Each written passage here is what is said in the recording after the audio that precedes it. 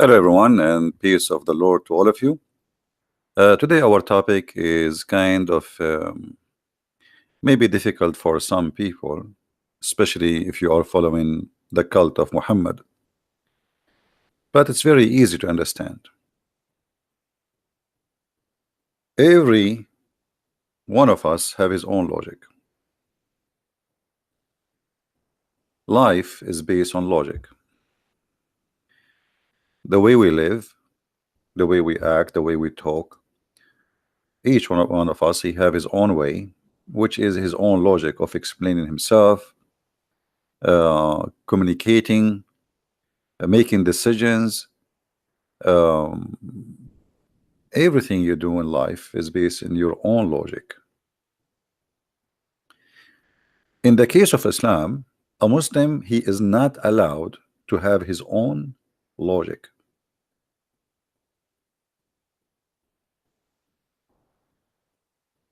Which means reasoning is not allowed in Islam.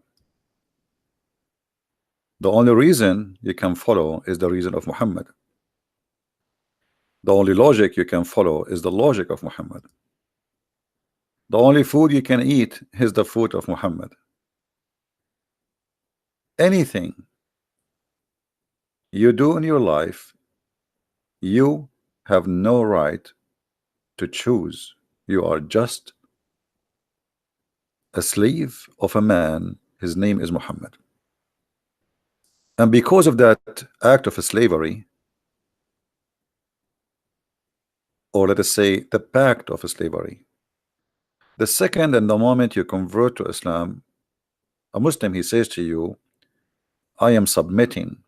The fact the word Islam does not mean submit, it means surrender. But let us go with the word submitting. You submit to what? To the logic of Muhammad. You are not allowed to think, you are not allowed to make decision, you are not allowed to be even a human as God he made you. You are allowed only to be as Muhammad wanted you to be. And today we will show the Muslims why I believe that not even one of them is a Muslim.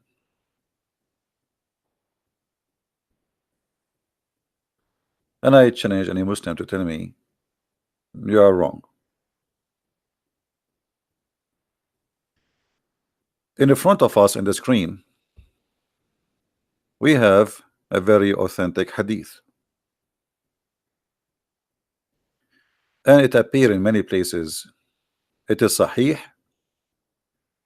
it is correct, and Muslim scholars, they use it in every article they make or any book they ever had.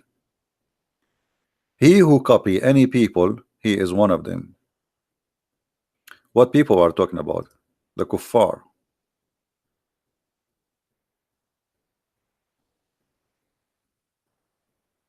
And copy in which way? Anything have to do your action, your life. As an example, if you dress like the Western, you are a Western. If you eat, if you sing, if you do, it's anything you do, as long you are copying some other groups, they are not Muslims, you are one of them. How many Muslims today, they are not copying other nations?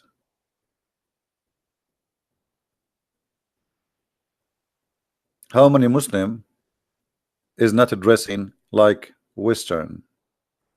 How many Muslimah she is not buying the Western perfume and buying the Western lingerie? Actually, according to studies, #1 customers in the world for Victoria's Secret is in Emirates and Saudi Arabia.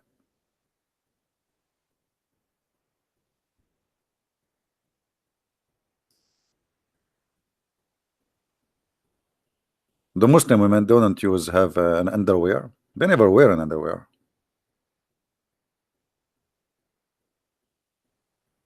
So anything you do, you are copying someone else. He is not a Muslim. That make you one of those people. And that goes for everything. And we are talking just about city stuff. Like if you are a Muslim and you pay tax, that is horrible. That's mean you are one of them. If you live in America and you pay tax to America, if you live in France, if you live in England and you pay tax to those countries, you are one of them. So who is a Muslim today? Nobody.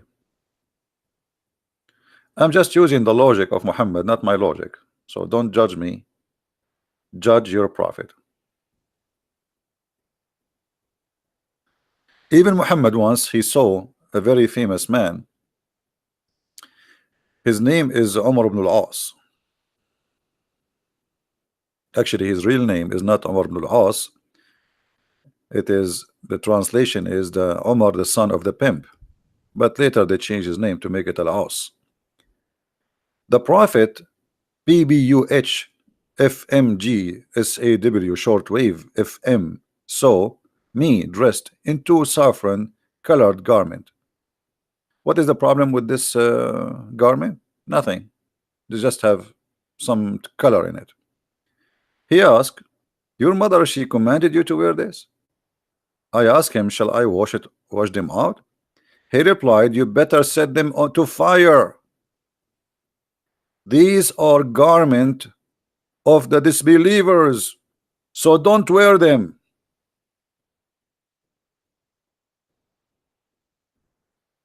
Do you see it? Do you see it, Muslims? If you wear a garment of the disbelievers, you have to burn it. How many Muslims are burning the garment today?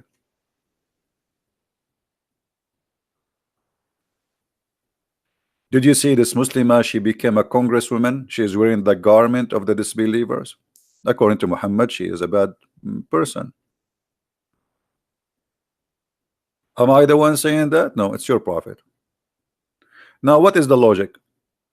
Any Muslim can tell me why this guy he have to burn just because there's a color in the garment. There's no drawing, there's nothing.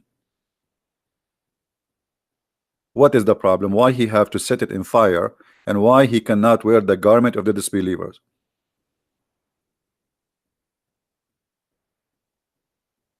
Do we have any Muslim?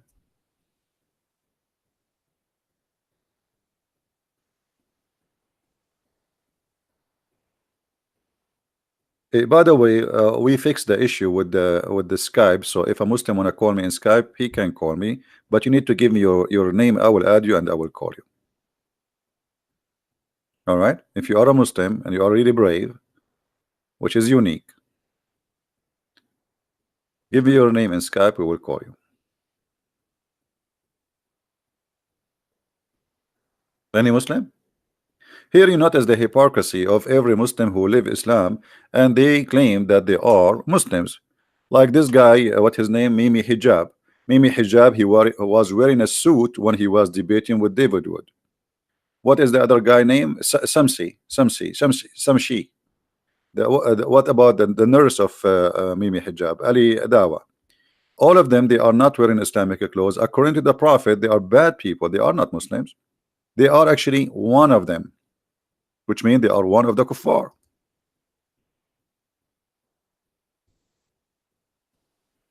So look how the hypocrisy of the Muslims. They claim to be Muslims. They grow a beard, but yet they don't want from Islam anything make them, feel uncomfortable. So they fabricate their own version of Islam, right? They are wearing suit, they are wearing a tie, they are driving the kuffar cars, they are watching the kuffar TV, they are using the computer of the kuffar. All of this you cannot, you are copying them.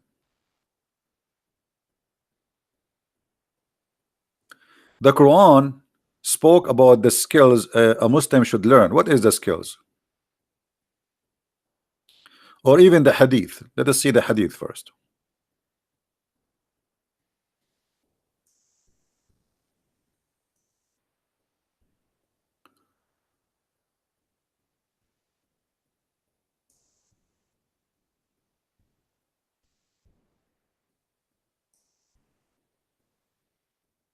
We cannot find the hadith in this website.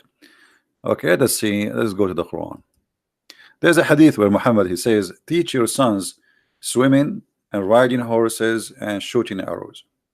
But we will show you that from the Quran, even though we could not find it from the hadith in translation. Let us see what the Quran says.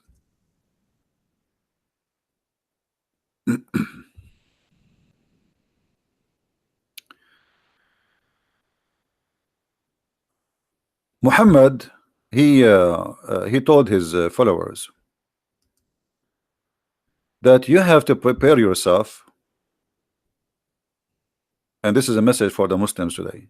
This is the only skills Muslims they should have, and made ready against them all kind of power, including study of war. And look here, look at the Muslim translation. Tanks, planes, missiles, artillery. The Quran says that. The Quran says prepare for them. Those, let us change the translation and try not to laugh with me. Actually, you know what? I'm going to open the same. I'm going to open it in different browser. Okay, hold on. You know, Islamic translation is a comedy. Is a comedy by itself. Okay, I'm going to put the translation of two translation next to each other. I'm going to change the translation. This is Hilali Khan. Let us go to different translation. Okay, let us go to Biktal.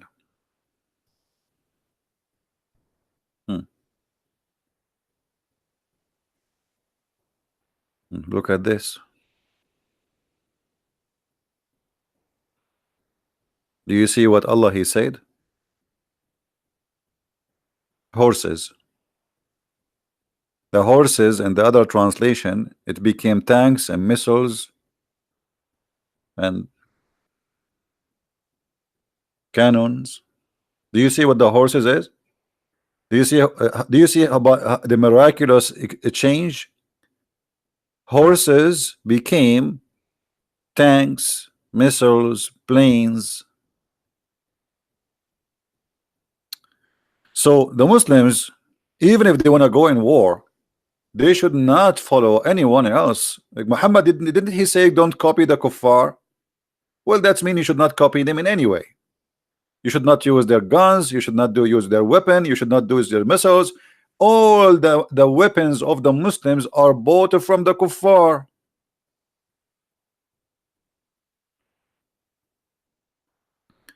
Turkey made guns, and the beautiful thing about those guns, if you shoot more than 3 bullets after each other, the gun explodes in your face. Same as Egypt. They made guns.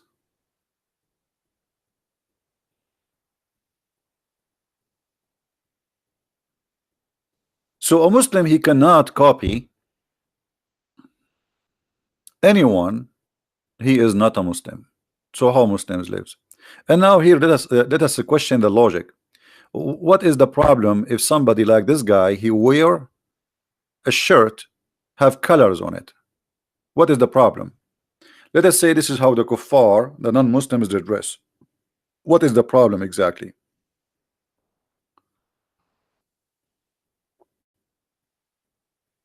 Who is going to be upset? Allah, the angels, who? Why? Any Muslim can tell us? Why Allah will be upset from you if you dress like somebody else?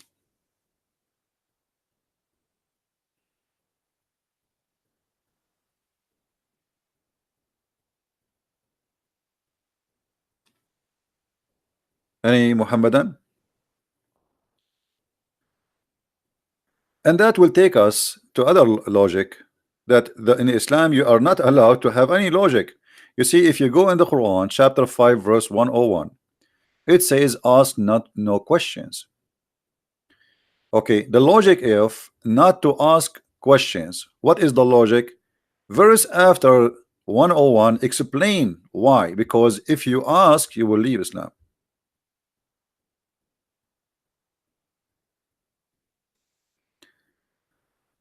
Have you ever heard of such a religion? What is the logic of saying ask no questions? Imagine I go to learn. I go to a prophet and he is my teacher, and I ask the teacher, can I ask you a question? The teacher says to me, in our school our logic is the following: ask no questions.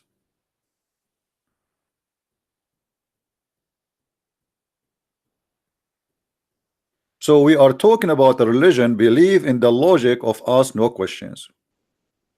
Because if you ask questions, especially the one who troubling,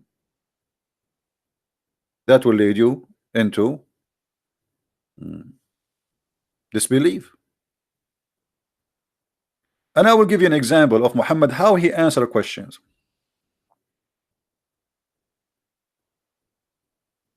Let us see.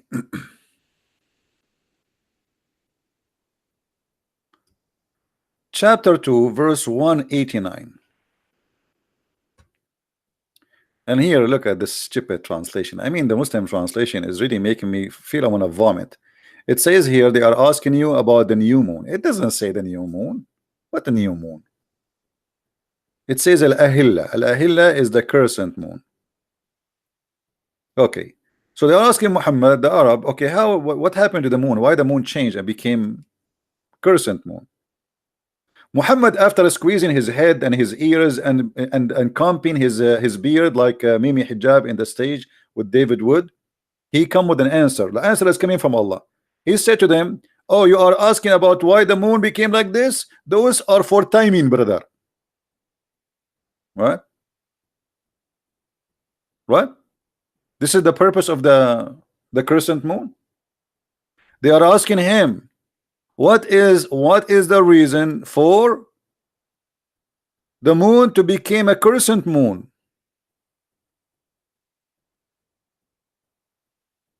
You say to them, because it is the way to know when you do Hajj.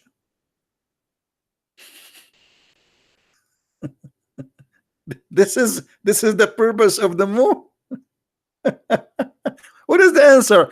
They are asking you why the moon, why it is like a week ago it was full, 2 weeks after it became like this. So what happened? So the Arab, they are trying to learn from Muhammad, who have supposedly special connection with his God, and his God will give him an answer which nobody knows.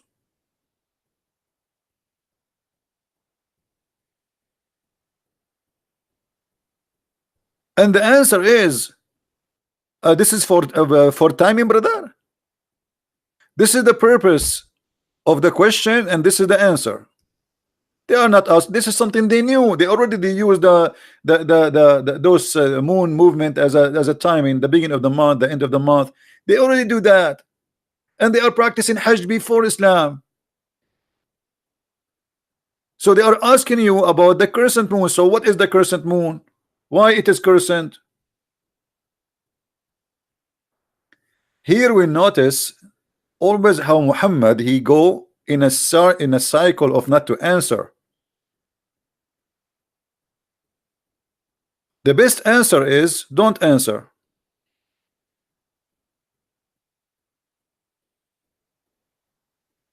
I'm asking you why the moon became like this.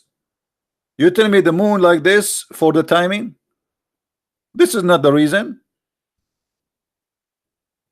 The timing is something we created.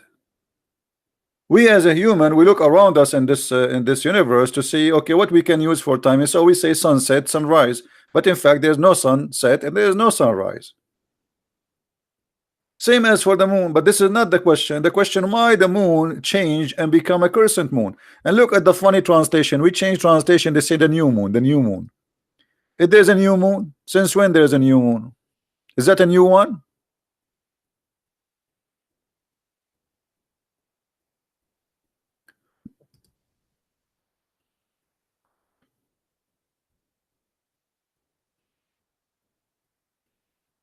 No.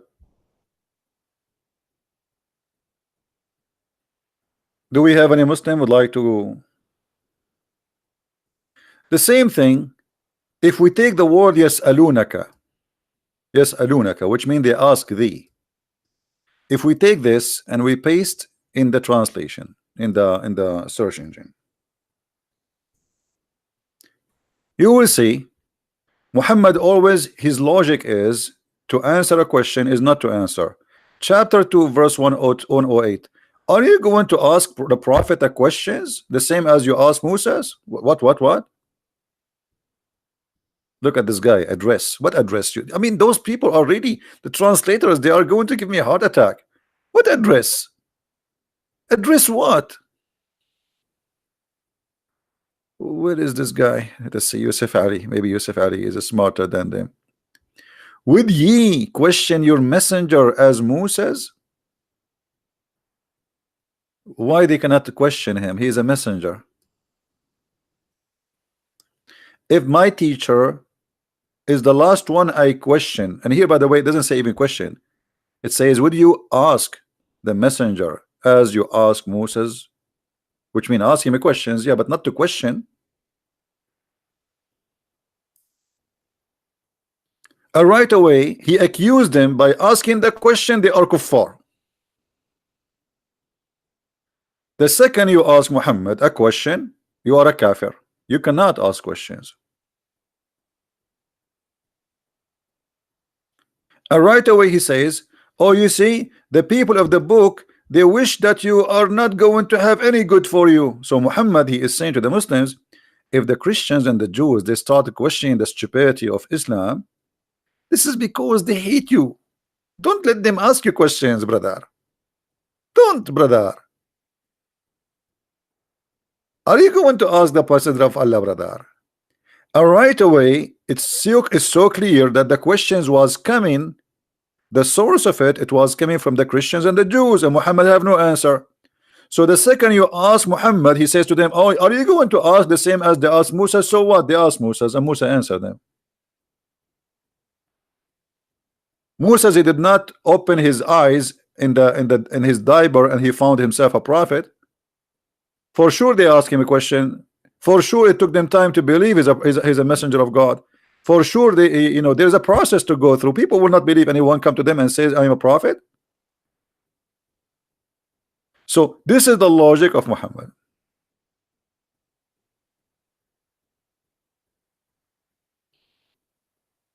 And then the logic of Muhammad is the following.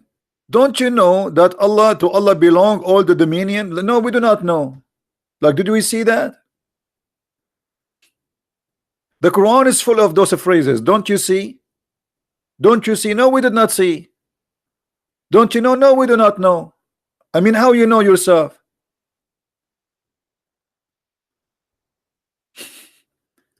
You know what I'm saying? When you say to me, don't you know, that's mean I know. But how we know that to Allah belong to the dominion of the earth and the heaven? How we know that? What is the confirmation?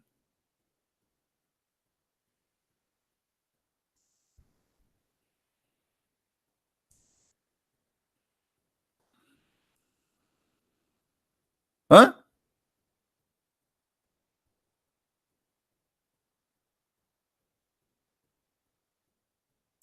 How we die? How we die, as an example, the logic. When you die, the angels, they hit you in your face. And he says to you, don't you see?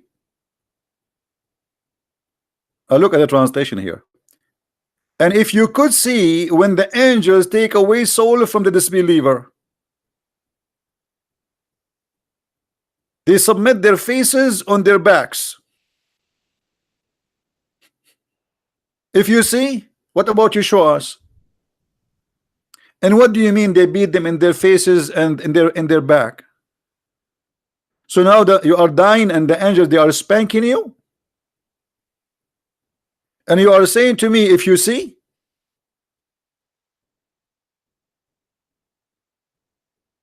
they are spanking your face, but you are a soul.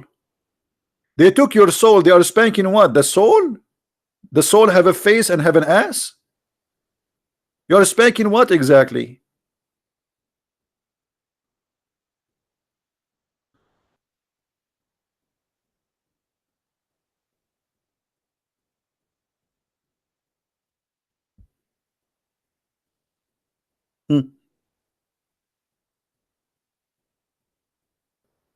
This is the logic of Muhammad.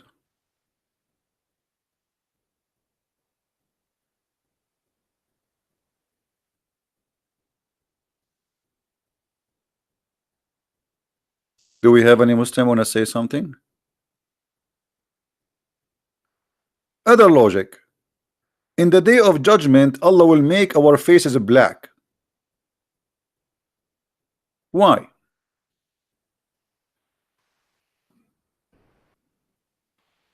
Why in the day of judgment, all of us, we don't believe in Allah, Allah will make us black? And by the way, I have no problem to be a black. Actually, I wish. At least I will find someone to marry me. Hmm? All of us, because we don't believe in Allah, Allah will make us black. Why? Why? Are you saying to me that the white people are good people and the black people are the evil one? This is what it says. This is what the Quran is teaching. Anyone who don't believe in Allah, Allah will make him black, and then He will throw him in the hellfire.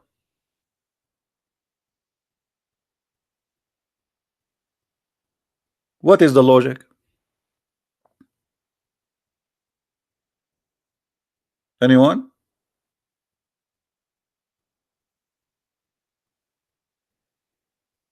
Who is a Muslim have a logic?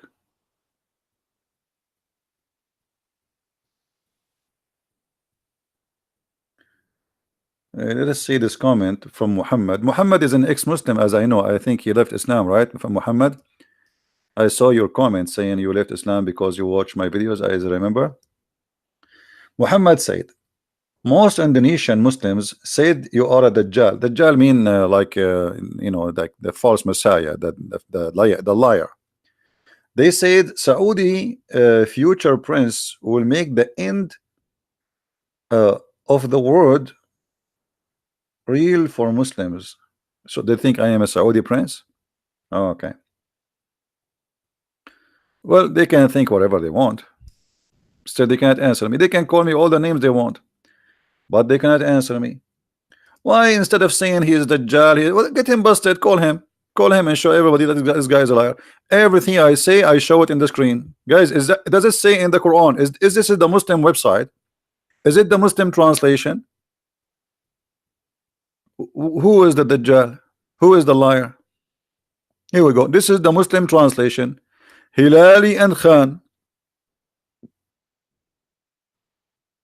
I have nothing to do with it.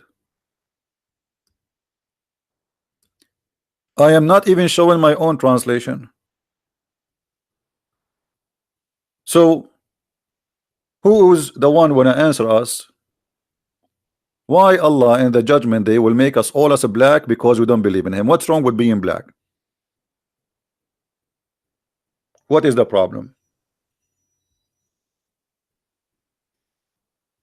I like to be Indian too, not only black. They have a very spicy, nice food. And Indian people, they are very nice people. What's the problem? What's the problem of Allah and color? If you remember, Muhammad, he said before in the hadith that Allah, he created according to him, which is shown as the racism of this cult, ugly racism.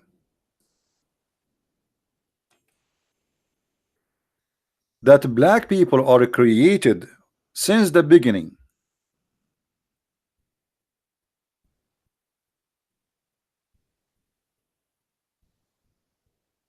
to go to hellfire.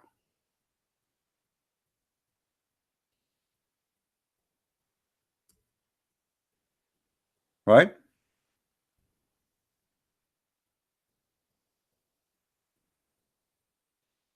Do you remember the hadith where it says that Allah, he created Adam, and then he hit from his right shoulder, he hit his right shoulder, and he created the white people from his left shoulder, the white people from the right shoulder, the black people from the left shoulder, and then he says to the white people, you go to heaven, and he said to the black people, you go to hell.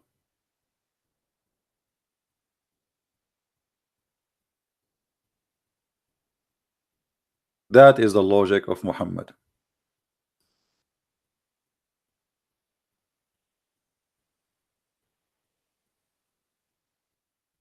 Do we have any Muslim want to say something?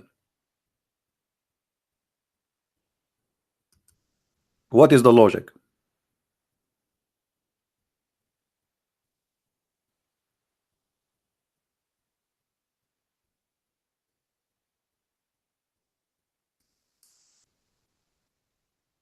Any Muslim in the bushes would like to say something?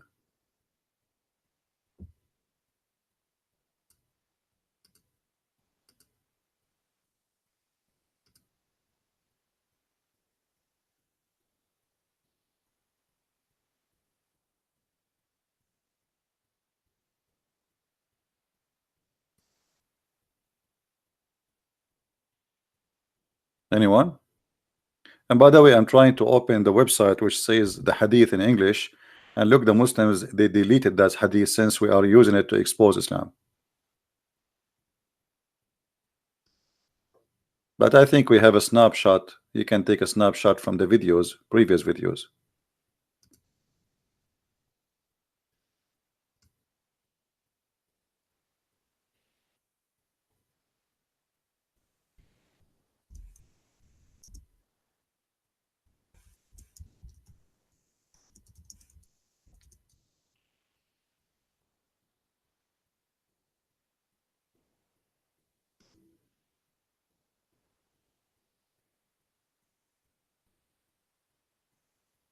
Anyone?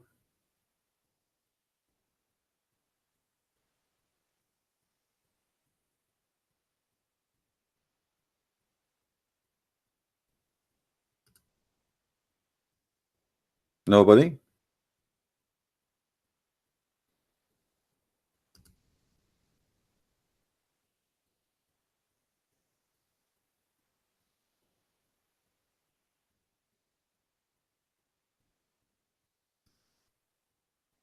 Who is a Muslim would like to give me a call? Who is a Muslim? He can give me his. We can call you in Skype, no problem.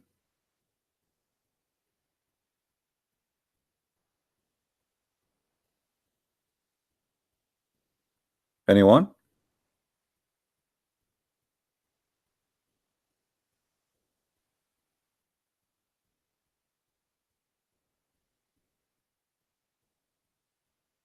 The Muslims, they keep quoting for us supposedly a story where Muhammad, and they call it the last sermon. But the funny, the Muslim, they will not tell you where the last sermon is coming from. Is the last sermon is an authentic hadith? Is it even exist?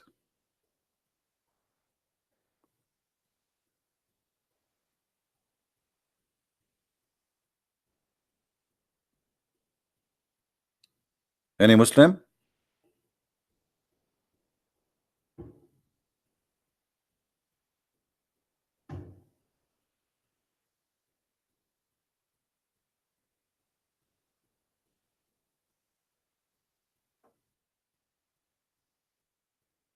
See, I'm giving them a chance to call us. Let us continue then. Obviously, they have no answers. This is a disgusting logic that all, and not only here, I mean, there's many other verses in the Quran speaking about Allah will make people white and black, as an example, what aswaddu wujuh wa tabyaddu wujuh.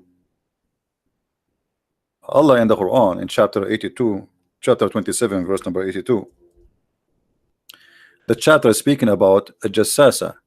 He mentioned clearly that Allah is going to make all Muslims white and all non-Muslims black. And the same we find in chapter 3, verse 106.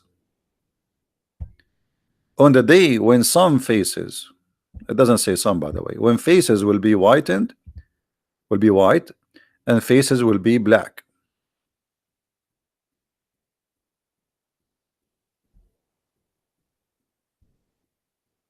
So this is repeated all over the Quran. And those who Allah He made their faces white, Allah will have the mercy on them. But those who Allah made their faces black, they will be terrified and they will be humiliated.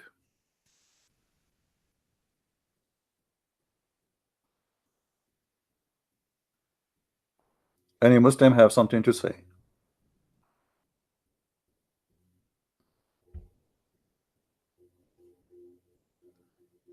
Anyone?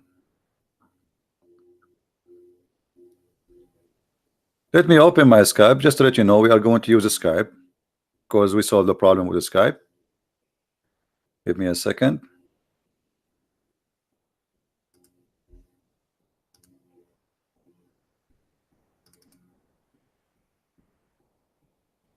Let us see if there is any Muslim have the courage and the knowledge to call us and to answer.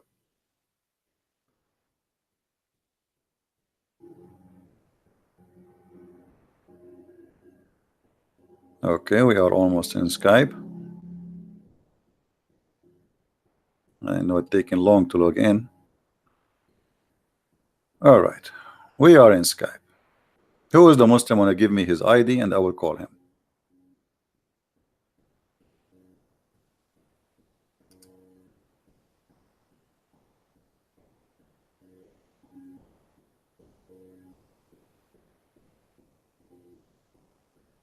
Anyone?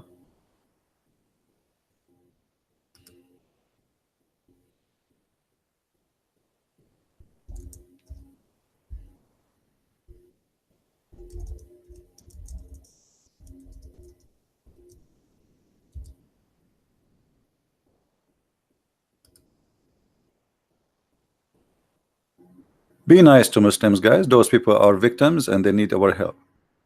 They have no idea. Most of them, they have nothing to do with Islam. Actually, they are Muslims by name. They are born from a Muslim family. All what they know about Allah is Allah, Alhamdulillah, MashaAllah, Alhamdulillah, and nothing more. They have no idea what is Islam. What you ask a Muslim what is Allah, they don't know. They will say to you is the creator. I did not ask you what he do for a living. Who is Allah? What the word Allah mean? They do not know. They pray to their God in a language they don't speak, and even those who speak Arabic, they don't understand the Quran. You know, when Muhammad in his time, he said to the Arab, not the Pakistani who have no idea what he's talking about, why you cannot understand the Quran?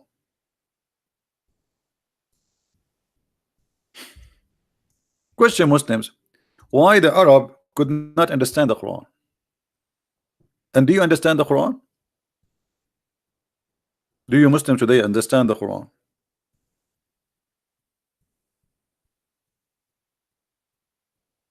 You don't. Oh, we can prove that in 2 seconds. Not a single one of you here understand what this book is about. Another logic in the Quran, which I find that the only logic can be accepted, is this verse. If this book is not from supposedly not from Allah, the God they worship, the Arab, it, you know, you will find a lot of contradictions in it. That is the only logic can be acceptable. But this logic does not stand for itself.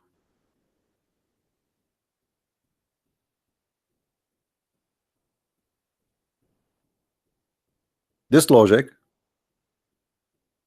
in the same page, actually, I can destroy this logic, showing you that this logic, showing us that Islam is a stupid cult. Look, go 2 verses before, you will see, who obey the messenger of Allah obey Allah. How you can obey Allah by obeying a man who is a sinner? The Quran confirmed that Muhammad, he have a lot of sin. And then you say the one who obey Muhammad, he obey Allah. What about the one who obey Allah, he obey Muhammad? Because supposedly Muhammad should be obeying Allah anyway. But to say the one who obey Muhammad, he obey Allah, that's mean that Muhammad is higher than Allah, and the obedience of Muhammad is to follow by obedience of Allah, and Allah himself have to obey Muhammad too. How we can say that the good person who want to go to heaven is the one who obeyed the Prophet? Are you claiming that Muhammad is a person who is God, which means he's a perfect, he have no sin? Muslims, do you claim that Muhammad is a perfect man and he had no sin, which will make him God? Is Muhammad is a son of Adam and he's a sinner like us, or he is God?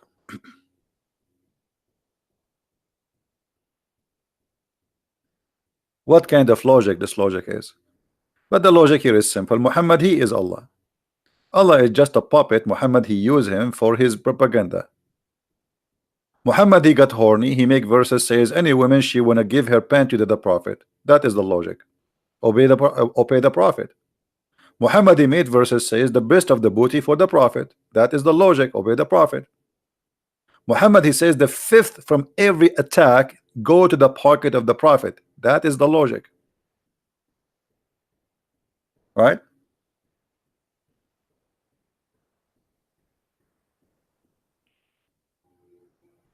Do we have any Muslim want to say something to us? No name. Give me your name in Skype. I will call you. Don't tell me I cannot call him. You can call me. Give me your name in Skype. Post it. I will call you. Don't make a drama. It's very simple. Give me your name. I will call you.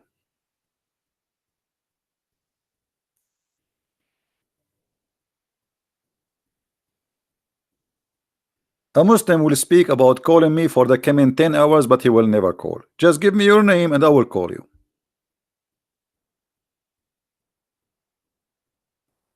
And then after he speak for 10 hours about calling me, he will go and he speak to his 4 wives and he will tell them, see, Christian Prince, I wanted to call him, but the coward, he did not take my call. What is my point?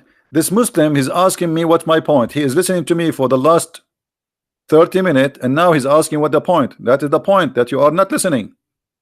Because if you are listening, you will not asking what's the point. I just made my point. How you it says to you, obey Muhammad.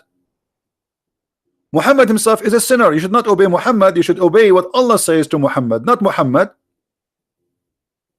The verse is so clear. The one who obey Muhammad, he obey Allah. What about we say the one who obey Allah is the one who will be saved? If Muhammad doing the will of Allah anyway, why we have to put the name of the prophet, the name of a man before the name of a God? Obedience of the man before the obedience of God? And then you will ask me again, oh, what's your point? Isn't it the Quran says that Muhammad is a big time sinner? Did he or he did not?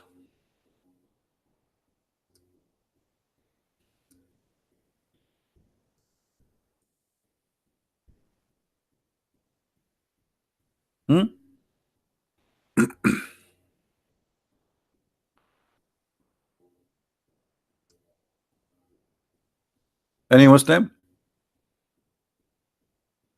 The Quran says Muhammad is a big time sinner.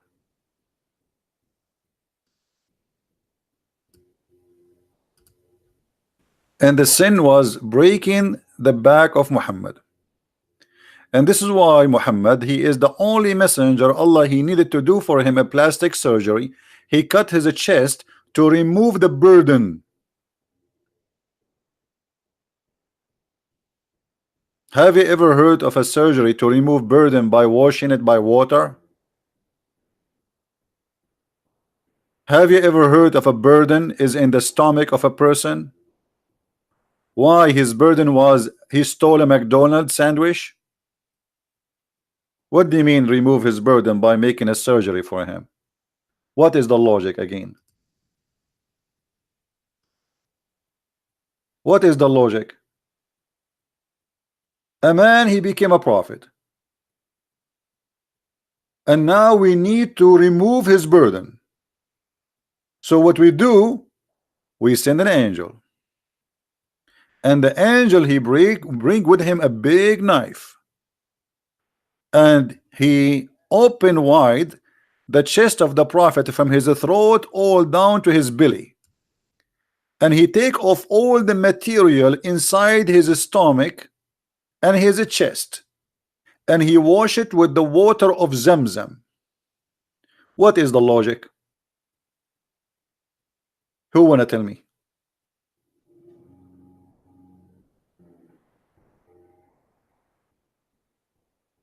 Anyone? CP, show yourself. What about you say to Allah, show yourself?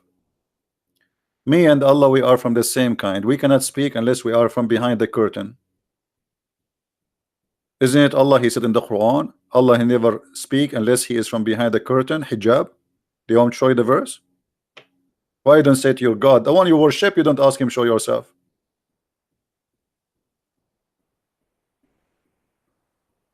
Any Muslim have an answer? What is the logic to send an angel, his name is Jibreel, with 2 assistants? They carry the prophet, they open his chest all the way down to his testicles, and they take all the things inside and they wash it in the water of Zamzam, and then they put it back. What is the logic?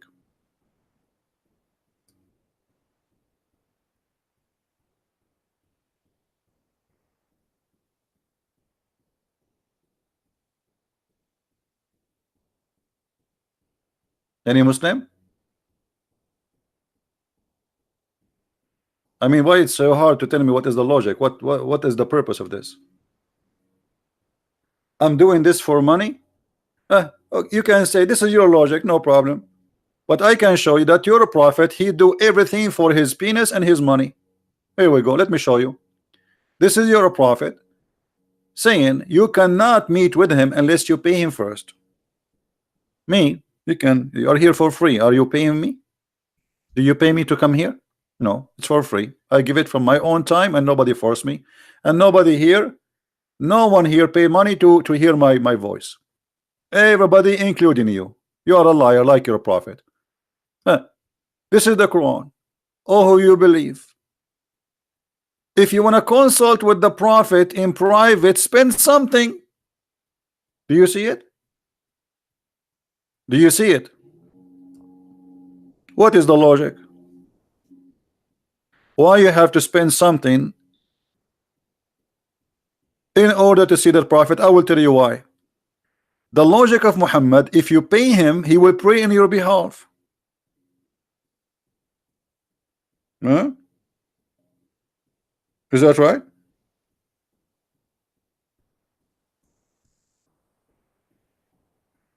Have you ever heard of a prophet, if you pay him, he will pray in your behalf? Chapter 58, verse number 12. Guys, have you ever heard a Christian prince saying, if you give me money, I will pray in your behalf and you will be forgiven? Never. I am no prophet. I cannot forgive no one. I cannot help anyone. And me, myself, I'm a sinner. You're a prophet claim. If you pay him, he will pray in your behalf.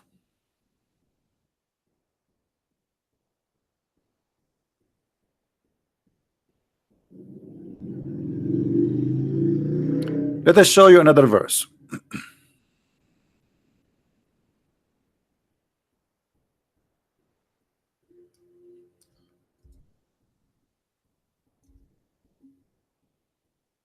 Muhammad, he need a mortgage. He need your money. If you give Muhammad the mortgage, what he need, Allah will forgive your sin. Read carefully. If you lend Allah a goodly loan, he will double it for you, and he will forgive you. And Allah is almost appreciated of your reward and forbearing. What is that? What is that? This is God? Are you there? This is God? Since when you can bribe God? If you give him a mortgage, he will forgive you. Okay, how much Allah? How much you want? You forgive me? Okay, how much you want?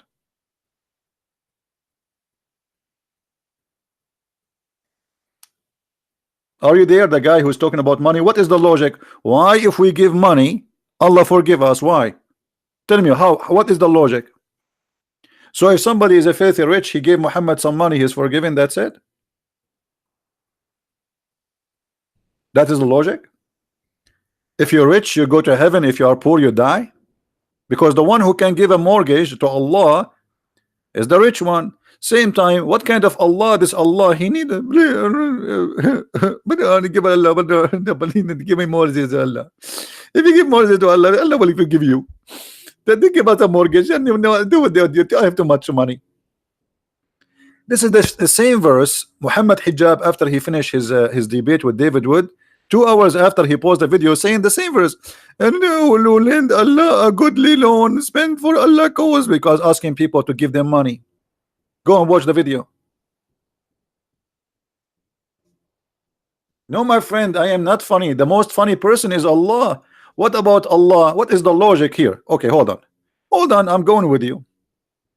You tell me what is the logic of this verse. Today our topic about logic. What is the logic of this verse in the Quran? Read carefully with me, Muslims.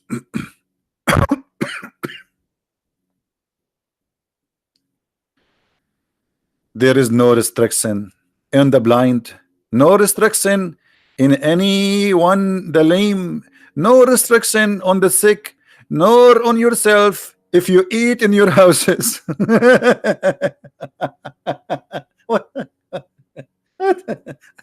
What is the logic? This is God.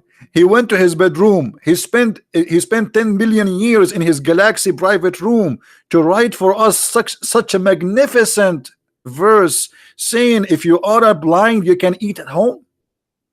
And if you are a person who cannot walk straight, you can eat at home.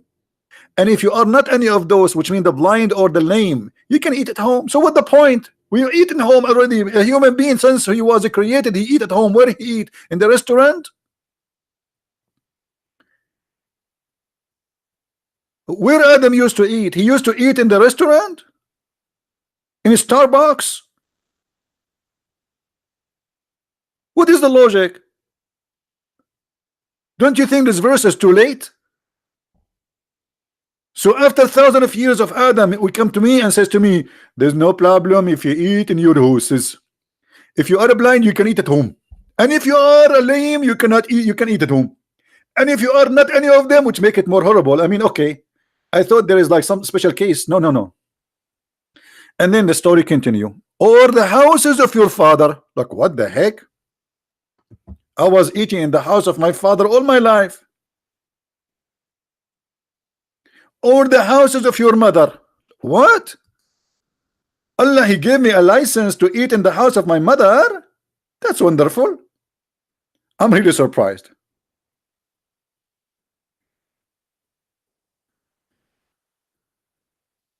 Can you tell me what the logic? And then he continued, the houses of your brothers, the houses of your sister, the houses of your father, brother, the houses of your father, sister, the houses of your mother, brothers, the houses of your brothers. That's God's talking.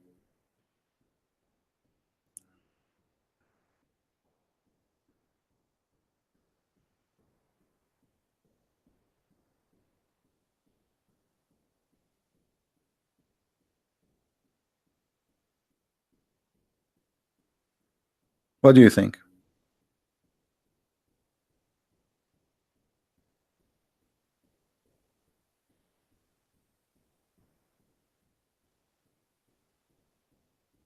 Anyone?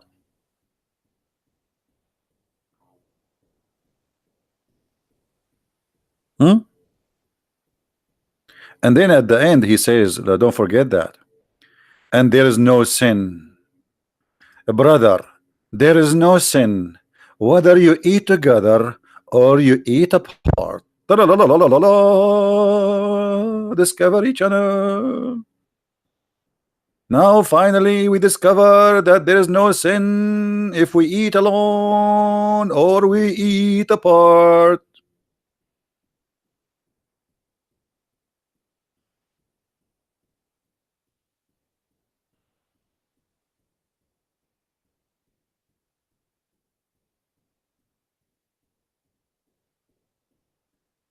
Anyone? What is this? What is the logic from this verse? What is the logic if I believe in Allah will give me a lot of women for sex? What is the logic? Well, what is that? And those women, they are virgin. Each time I sleep with them, they turn virgin again. What is the logic? I mean, isn't it this is cheating? I just slept with her. So what the point of closing that skin down in her private part? What is the logic? Is that going to make me feel that she is a virgin again? She is not. I just slept with her. What is the logic? Stupid. What is the logic that your God Allah will make your private part endless? You live in New York and your private part in the Amazon jungles, and those crazy fish, they will bite your penis. What is the logic? Why I need to have an endless private part?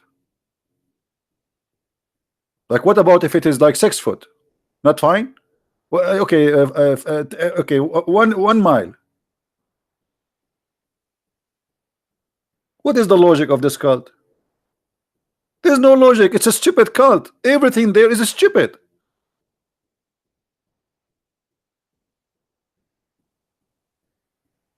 And this is why you Muslims, you have nothing to say. You can call me names, no problem. You can threaten me, no problem. But you don't have a logic even for what you do. What is the logic? If I die for Muhammad, I will go to heaven and Allah will give me extra women because I died killing people. This God, he enjoys shedding blood and seeing people being killed. What is the logic?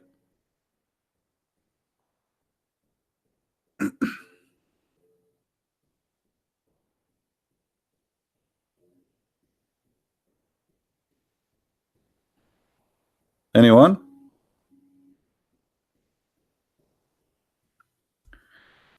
Your name? Okay, let me call you, my friend.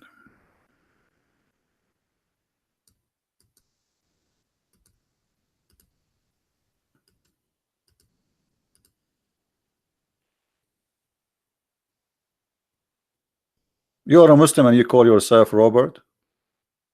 What kind of a Muslim you are?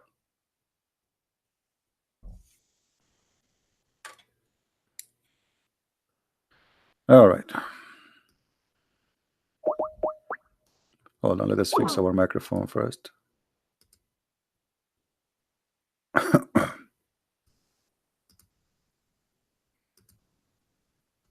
All right, Mr. Mickey Mouse. I just called you, aren't answering. Why not? You hang up.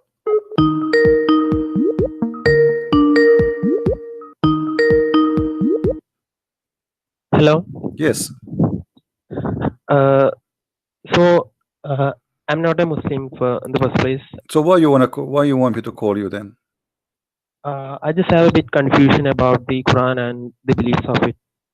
Okay. So I was a Christian. So I was a Christian, and I was just checking for what is the truth in between the religions, because I had a bit confusions about the Trinity. So I was just checking why you about have what's confusion the truth. about the Trinity. What is the problem with the Trinity? No, I have cleared it. Okay. So I don't have a confusion about Trinity now. Okay. So are you Christian now or not? No, I'm not. I'm just figuring it out. So what are you now? So can I ask you a doubt? So before you tell me what you want to ask me, what are you now? What is your religion? I'm just right in between Islam and Christianity. I'm just trying to figure out the complete truth so I can go back. Okay, so what do you want? Oh, go ahead. So the thing is, if someone from the Islamic community came to me and asked, so the basic arguments they gave every time is Trinity is not a god, it is 3 gods, and or it is God died. How did God die? They are the basic arguments they always make. So my question is, they say to you how God died? No. How did God die? How can God die? Okay, but this is the same logic will prove Islam to be a false cult, because if Jesus will not be God, for he did not die, for he died, in Islam Jesus did not die until now he's alive. That means Jesus in Islam should be God. Yes. So if if someone came to me and asked me, is Trinity God? How can I prove? How can I prove to them that Okay, but are Trinity is you not three gods, but it is did I one answer God? you about the first one about what how God died? Did I answer you? They say Yes, how Jesus yes, died I have. and he is Uh, God. Okay, well, according to this, yes, if the logic is that if the death of Jesus will not make him God, he cannot be qualified for being God.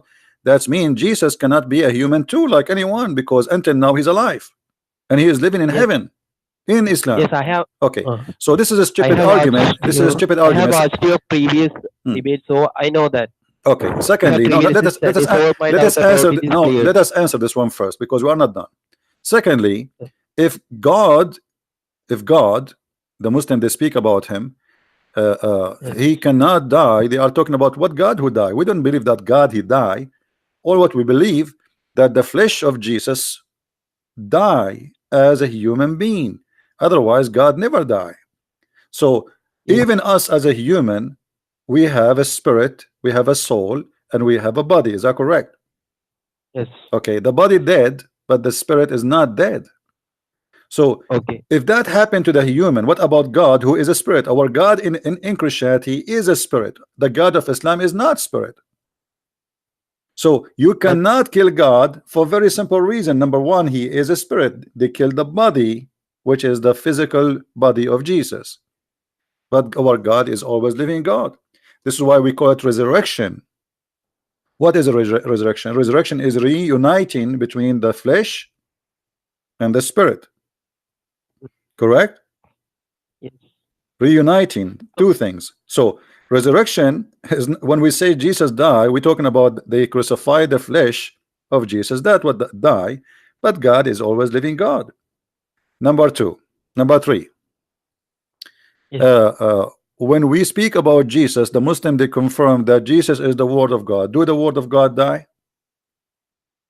Can you He kill the can't Word die. of God? Can anyone destroy the Word of God? Even the Quran says no. If you ask No. a Muslim, is the Word of God created? They will say no.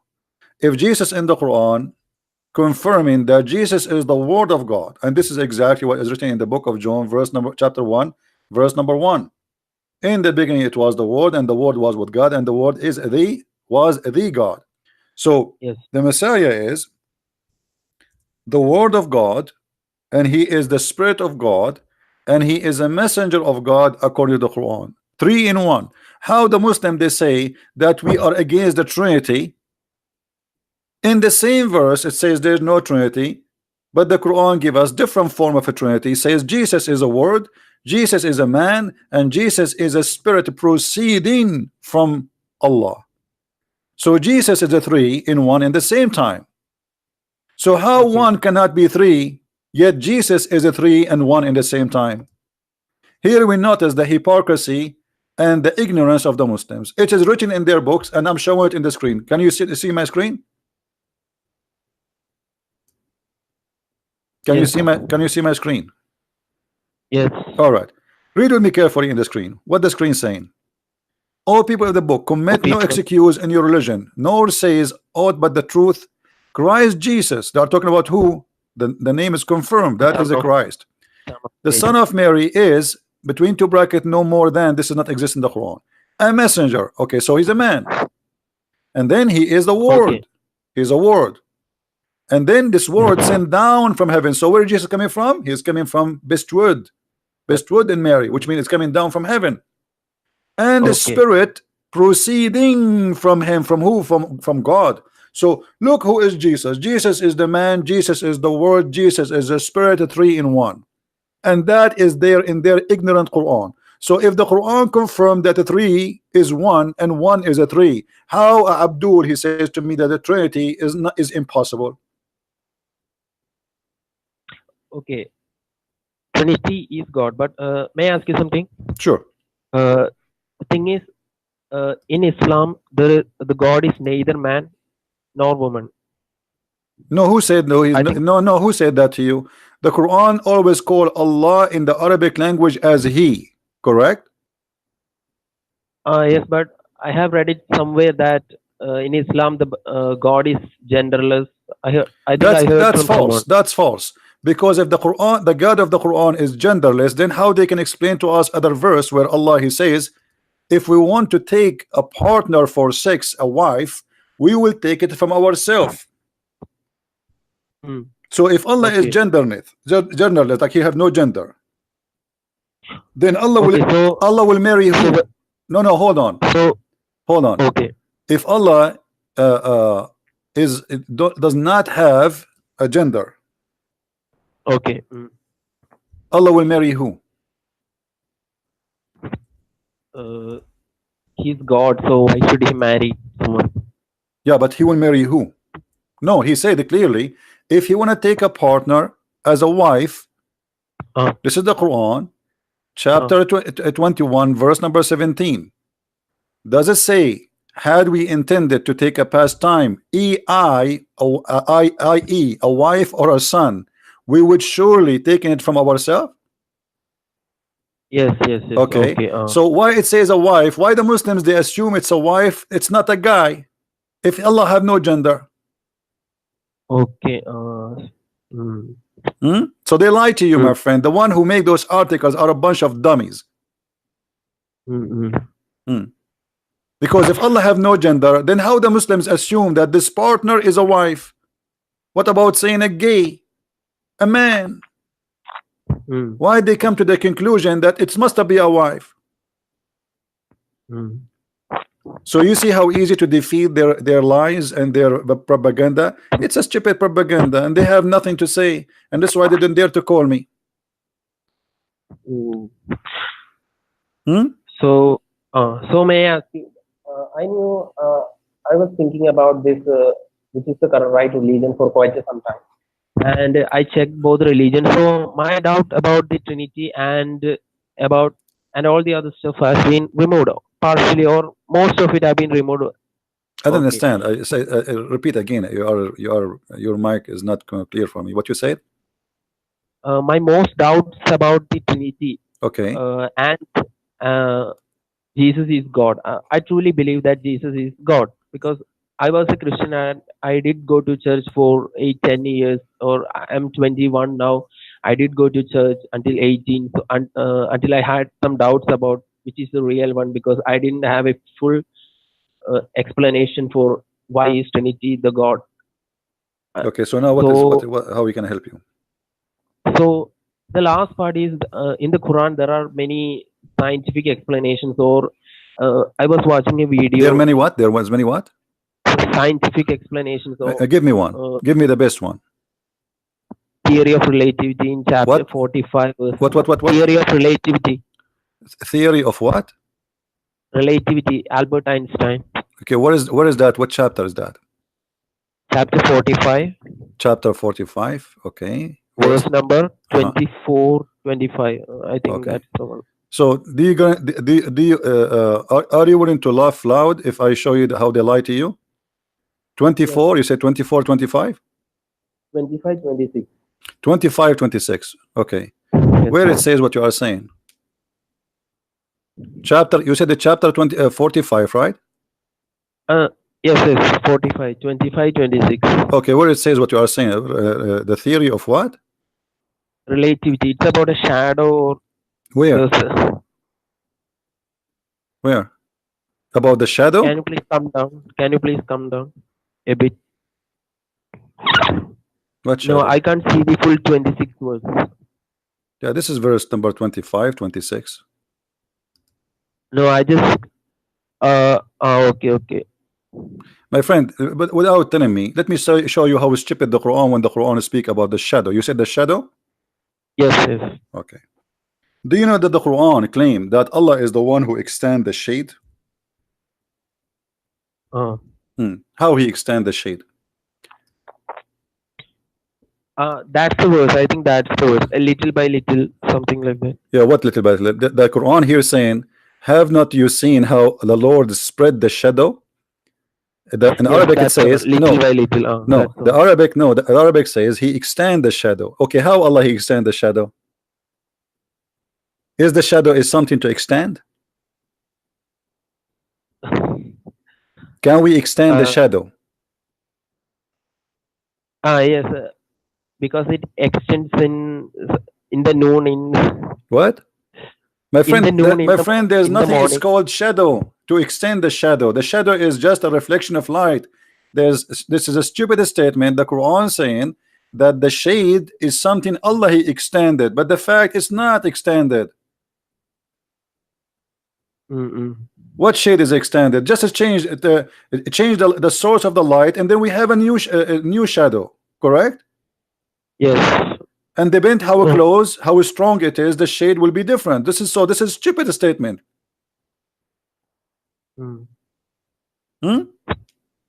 As long you are talking about this, do you know where the sun goes every day?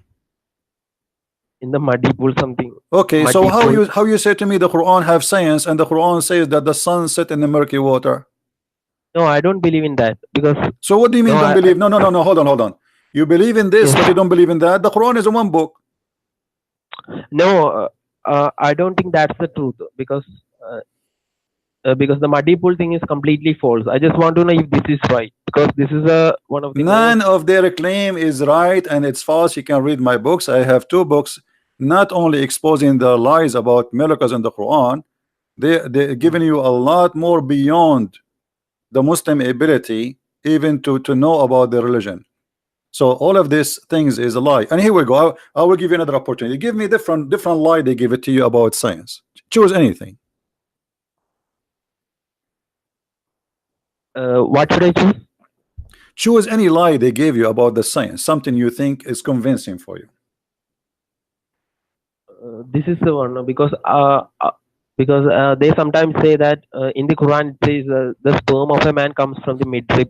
I think that's completely false, and That that's what- a what? false statement. No, from the give Quran. me something is convincing for you. Don't tell me that something is not convincing for you. Something you No, think maybe it is possible to be right, to be true. This one was convincing. The previous one I just gave you, it was convincing for I mean, me. come on, my friend. You said you are 21 years old. You are smart. I mean, this is Yes. stupid to say that Allah He extends the shade. This is stupid. Allah did not extend the shade. This is stupid. This is extremely stupid. Okay. Because the shade is not something exist to extend. How we can extend something is not exist?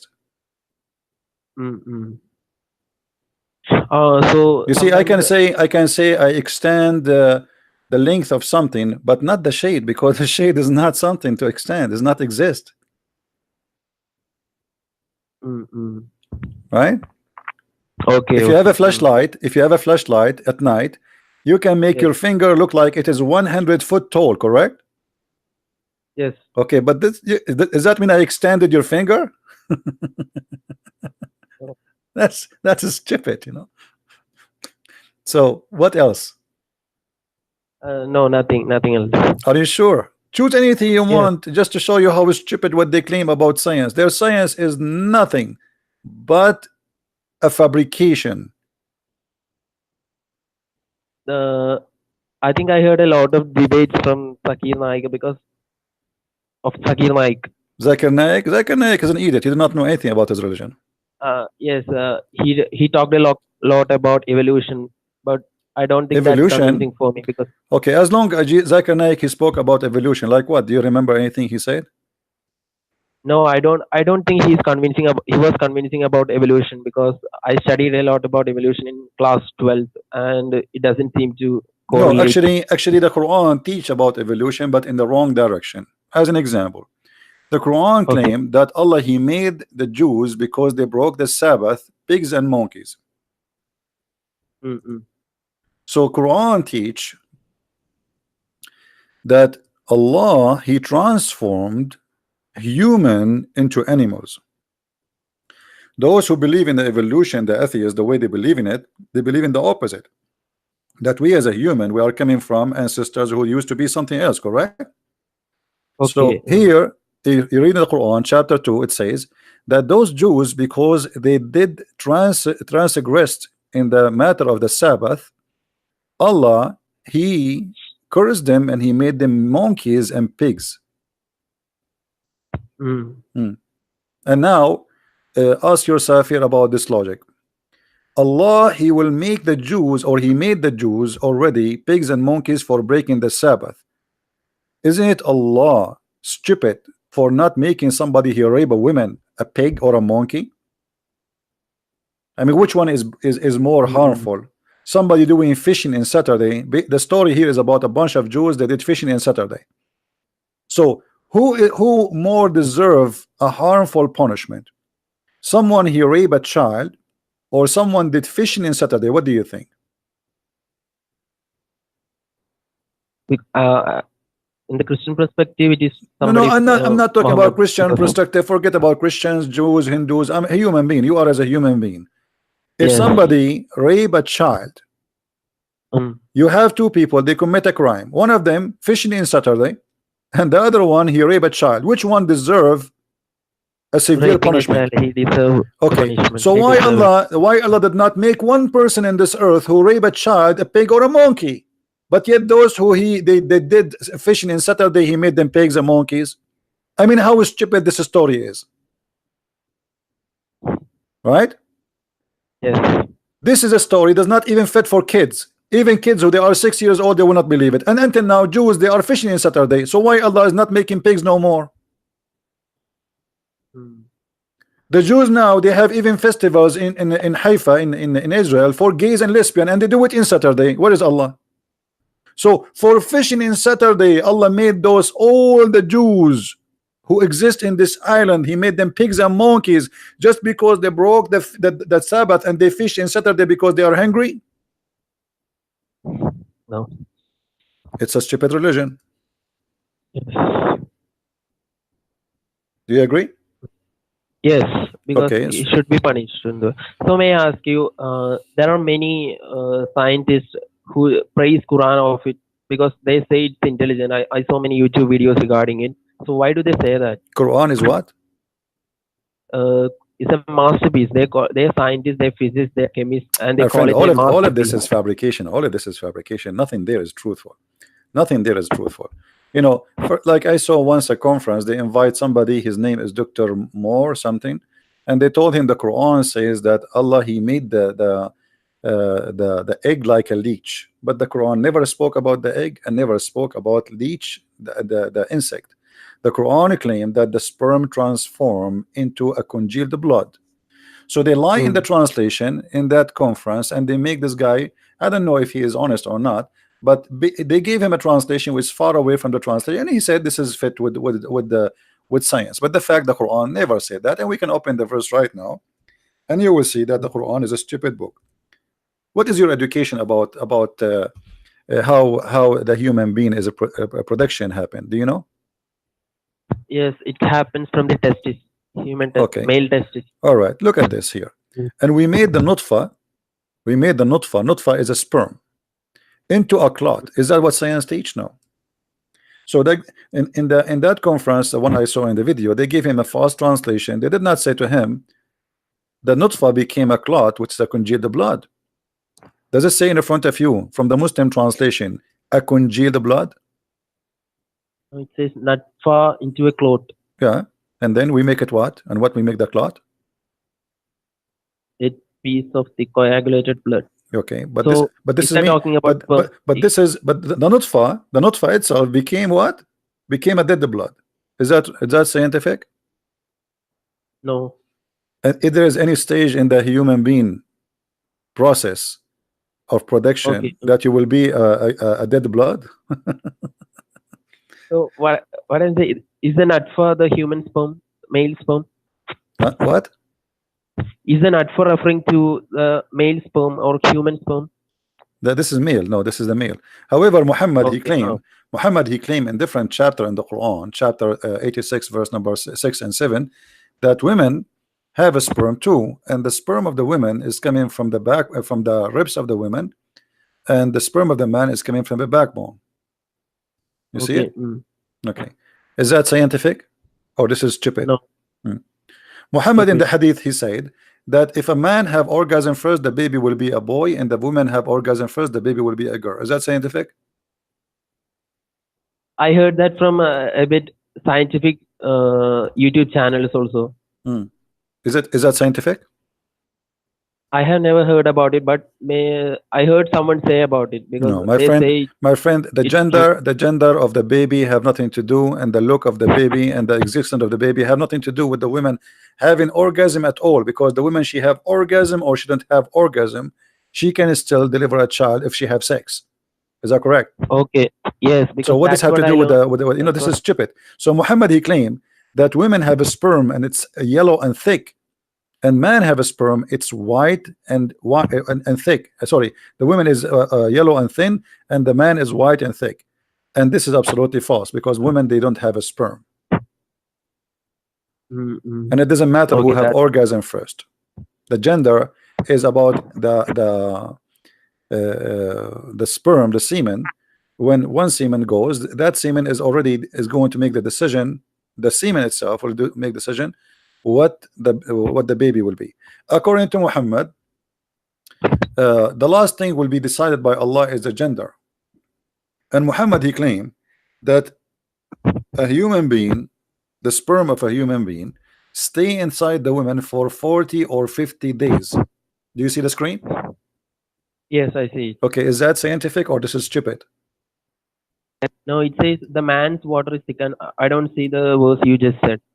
Okay, now what do you see? Do you see No, I it don't now? see.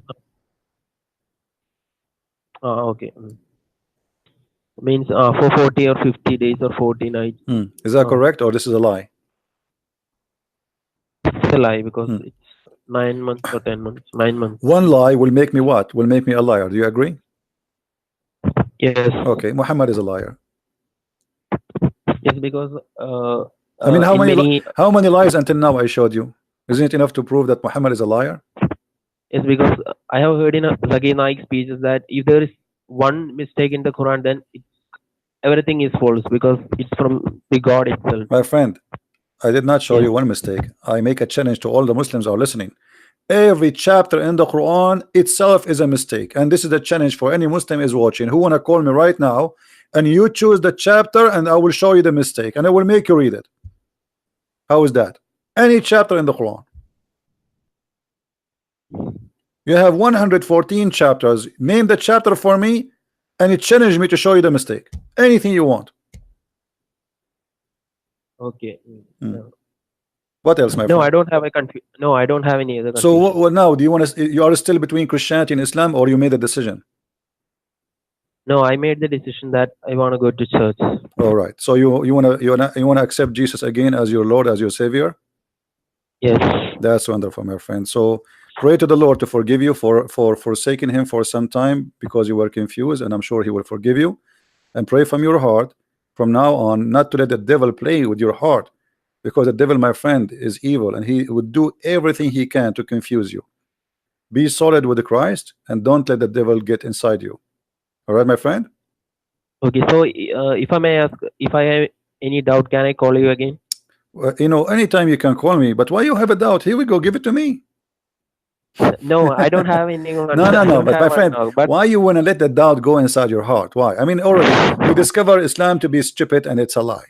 So what is left? Do you have better than Christ to follow? What, you want to follow the Buddha no, or you want to follow who? no, I don't want to follow Okay, Muhammad so anyways. why the doubt will Islam. come to you unless you are looking for a doubt, right? Okay. So if you leave the doors open for the doubt to come, okay, all the doubt will come. If I allow the devil always to come to me, he's going to be he will feel home. He will never leave me, right? So it's you who decide really if the doubt will come to you or not. And for sure you can ask questions, and you know it's not Jesus said read the books, because we are different from Islam. Islam is religion against reading, against knowledge. The knowledge of a Muslim is about silly stuff like, can I wash underarm, can I wash my private part? Those questions are allowed. A question about God, about religion is forbidden in Islam. The second you ask a question to question, it's forbidden. The second you ask question to be stupid, like how many times I need to go around the Kaaba, why the prophet what the prophet he said after he kissed the black stone, silly questions. So there's a question to copy paste and to follow blindly, and there's a question to learn. In Christianity, question to learn is what is important, not a question of stupidity. Like, who care how Jesus washed his hands? You will never see in the Bible seeing, you know, silly stuff like Muhammad. They describe how Muhammad he washed his penis. I mean, why I need to know that? How the prophet wife, she put a dish between her legs and her private part was dripping a yellow blood. Why I need to know that? So Islam is a savage cult. It's a collection of a savagery, and there's you know, you can tell the quality from the quality of the talk, the quality of this cult. You see, you know them from their fruits. From their fruits, you know them. How you know a person? This is what Jesus said. From their fruits you shall know them, not from their names. So Muhammad, he claimed great names for him, to the point he called himself Muhammad, which in the praised one. That name alone is enough to prove that Muhammad is Antichrist, for he is claiming to be God on earth. The praised one should be God, not a man. That is a name should not be meant to be given to a man. How you call yourself the praised one? If you are the praised one, who is the praised to? Allah? Correct? God alone. Okay, so how Muhammad is the praised one? That name alone is enough to prove that Muhammad is a devilish man and he worked for the devil to deceive us. I heard in your previous videos that it says praise for Allah and the Prophet. Sorry, again, say again. I heard in your previous videos that it says in the Quran that the praise for Allah and the Prophet, because that's a false statement. Praise for Allah, or some listen to the something. Listen to what the Allah and the and you said once that why should we listen to the Prophet? We should only listen to the God. Yeah, the prayer. Muhammad, he says, he claimed that you pray and your prayer will be displayed in front of me. The Muslim, they said to him, how we will pray and you are going to be dead? Pray on you. I mean, what is that? You will be dead. He said that all your prayer will be submitted to me, and this is the hadith in front of us. And here the translation is lying. They are saying to in the translation, invoke many blessing on me. In fact, it doesn't say. It says the word salah, and salah mean pray. So invoke many prayer to me. And they said to him, well, you will be dead, your body will be decayed, so what do you mean? He says, we prophets, our body is preserved and all your prayer will be sent to me. Now who is Allah and who is Muhammad then? And how Muhammad, all the Muslims, their prayer will come to him? How a man he can review all the prayer of the Muslims? And why they are sent to him? All right, okay. Don't let the Muhammadan fool you, my friend. Okay, you are smarter than this. Okay. Yeah, don't foolishness is a kind of fashion these days, and Islam is a very foolish religion. So don't follow the fashion. It's a fashion to be foolish these days. They say to you, be open-minded. Open-minded means be foolish. So is leaving Islam is a crime? Because in Islam, leaving Islam is a crime, but they always say that no, you can leave it if you don't like it. So what's the truth of it? No, Muhammad, he says, man baddala dinahu faqtulu. The one who changed his religion, kill him. They lie. But Muslims, they always say that you can leave the religion, it's no problem. Everything I say, I show the proof in the front of us. Do you see it? Changes his religion, kill him. Okay, I see. So they can lie as much as they wish. Here, nobody can play with us. Nobody. All right. And those Muslims who speak to you, tell them, what about me? You know, you come and debate this person, and let's see what you can do. Okay. I heard in a debate between a Christian and a Muslim, the scholars, and they were talking about the Jews. The book of the Jews and the Quran itself talks the same about the about Moses and all those prophets, because no, the first I'm talking about the first 5 chapters of the Bible is different from what's No, taught by the everything in Jews. the Bible is different from the Quran. The Quran is a stupid book. There's nothing to share with the Bible. Muhammad, he stole some stories from the Bible, but they are not the same. So is the first book in the example, Bible and the text of the Jews the same? the Bible, our Bible is the text of the Jews in the same time. When we say the Bible is the book of books. It's not one book. So when we say the Bible, we mean the Torah too. Yes. Okay. The first 5 books. So the book Bible. of the Jews, you see, because Muhammad is a liar, he did not accept the book of the Jews before him. But for us, we accept every word in the book of the Jews, which is the Torah. For sure, there's other books which is not really, even it's not holy for them, you know. So we accept the books and we call it the Bible. The Bible is a collection of books. Okay, thanks. All right. Anything else? No. All right, my friend. Thank you very much for calling. Take care. Happy for you that you regain your faith again and you became and you accept to Christ to be your Lord. All right. Stay firm. Don't be a fool. All right. Do we have any Muhammadan? Call you? Okay, what is your name? Are you a Muslim? Pirisari?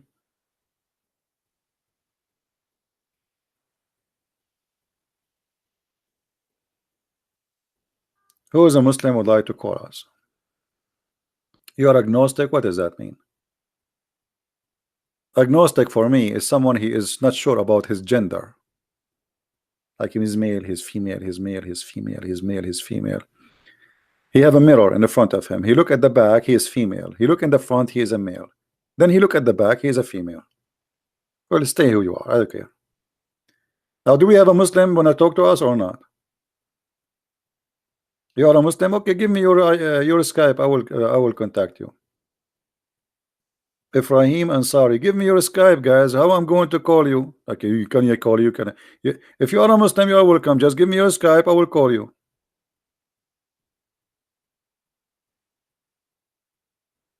Stop laughing at not religious people. I have the right to laugh. If you don't like it, you can leave. If you don't like me to laugh at you, why you are here? Stop laughing at non-religious people. Are you ISIS? What you wanna? What are you making a threat? I'm free to do whatever I want. You non-religious people, you laugh at the Christian. Laugh. Why we cannot laugh at you?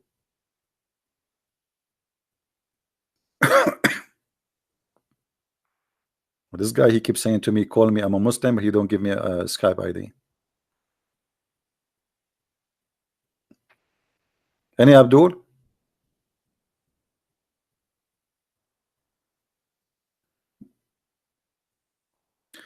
Where I start reading the Bible? Well, the most important is the New Testament. The Old Testament is about the previous history of the Jews. So first you finish the New Testament, and then to learn more about the history of the Jews and the prophets who came before Jesus, that that will take you to the Old Testament. But for sure, the first you learn is the New Testament. Mr. Fadi, he's saying, you are laughing at you are making fun of the people who have a weak brain from the foreigners. What about your prophet? Let us see your prophet if he is making fun of the brain. Your prophet, he says this. You are talking about the one who make fun of the brains of people, brainwash people. Okay. Do you agree with your prophet, Fadi? That your God, he will give you a penis, will never go soft or limp? Do you agree with this, Fadi? Do you agree that Allah will import hookers from hell? This is why they are in hell, who have nice breast and nice vagina. Do you agree with that? You are accusing me that I am making brainwash people, foreign people, right? Okay, what is this? Why did I promise them a penis will never sleep? Explain to me, what is that?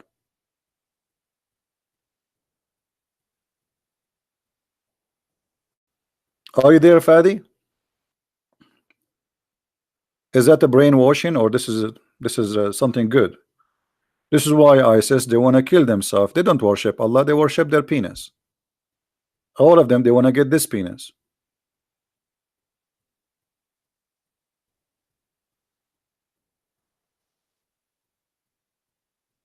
What kind of God? What is the logic? And how you can sleep if your penis is like this? Especially if it's endless. And that's mean it's going. I don't want to describe how it's going to be. You know what I'm talking about. You have endless private part and will never sleep. So what you do with it? You put it under your pillow, in your back.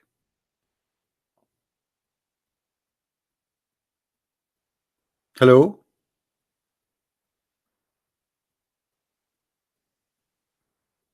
Are you there?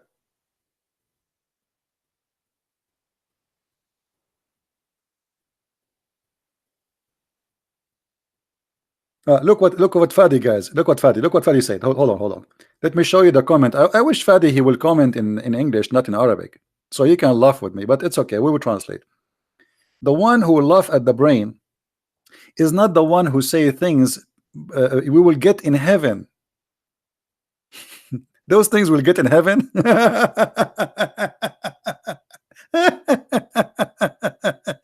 My friend, those things you can get in Las Vegas. what heaven? You go and buy some Viagra, and then not only you will not sleep, they will take you to the hospital and you will die. What do you mean this is in heaven? This is the question. What kind of heaven this heaven is? So this is heaven? We go to heaven, we don't smell air, we smell sperm. We say to Afadi, Assalamu alaikum, Afadi, he answered. Why? Because they are not allowed to take off their jalabiya, so they will hold it with their mouth when they are having sex. He cannot answer back because he's busy. Have you ever heard of a God saying you will have orgasm of 70 years? 70 years orgasm, what about 69? It's even more sexual. 70 years orgasm, Mr. Fadi. And you are telling me this what we have in heaven? What kind of heaven this heaven is? So I visit you first year. Your mom should knock at your door. Fadi, Fadi is busy. He's having orgasm. His mother, she come next year. Fadi. Fadi, he cannot answer because he's having orgasm. His mom, she come the third year. She knock harder. Fadi. Fadi cannot answer.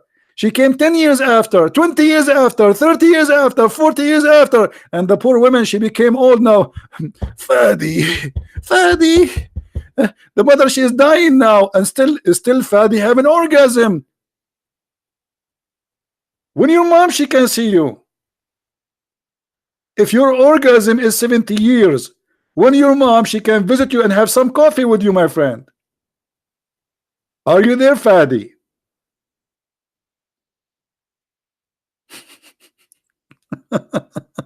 And you are talking about a brainwash.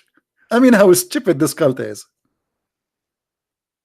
Sorry, mom, I was having orgasm for the last 70 years. And his mom, she said, wow, mashallah. I wish your father was able to do that to me. His orgasm was like a rabbit. This is why we have you so small. Fadi, how are you, Fadi?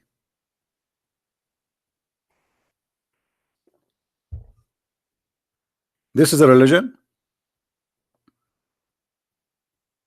What is left for Mickey Mouse? And by the way, do you know, the guys, that Mickey Mouse is wanted in Islam? Do you know that the Muslims, they have a fatwa, which means a holy jihad on Mickey Mouse. They made a fatwa that Mickey Mouse must die.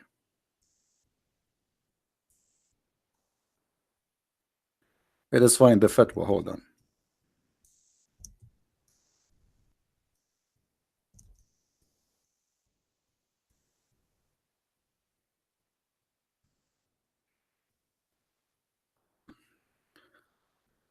I mean, I am really convinced that Islam must be a great religion. Look at this. Mickey Mouse must die. Saudi Arabian cleric. Even Mickey Mouse. I mean, your religion is the most fantastic religion ever, man. Even Mickey Mouse, he should die. Why? because the prophet, he says the mice is the enemy of Allah. So let us count the enemy of Allah. The mice is the enemy of Allah. Geigo is the enemy of Allah. Lizard is the enemy of Allah. Dogs are the enemy of Allah. Christians are the enemies of Allah. Hindus are the enemies of Allah. I mean, come on.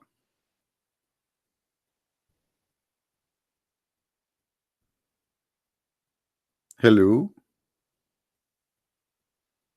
Mickey Mouse. And by the way, for those who they are asking, Mickey Mouse saying hello, and he's next to me, and he's okay, but he's hiding because of the Muslims.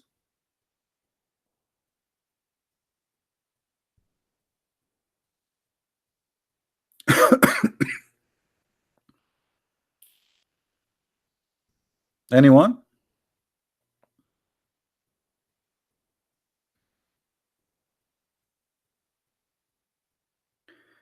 ممكن سؤال. My friend, why you don't give your question in English? You are in an English forum, and you guys, the Arab guys, you are giving me your questions in Arabic. So we want people to see your questions. Don't you know how to write it in English? So what the point if you don't speak English? You are here. Why you are here?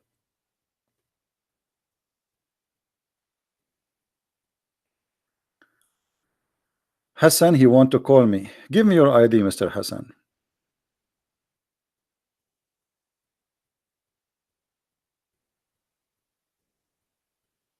He sent me invitation. Okay, hold on.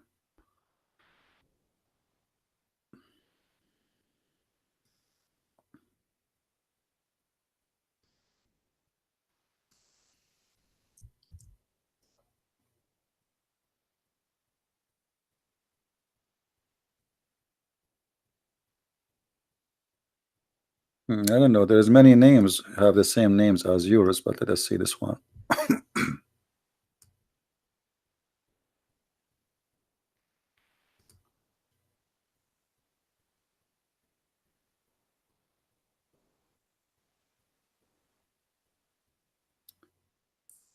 Are you the one end with R or the one end with Ali?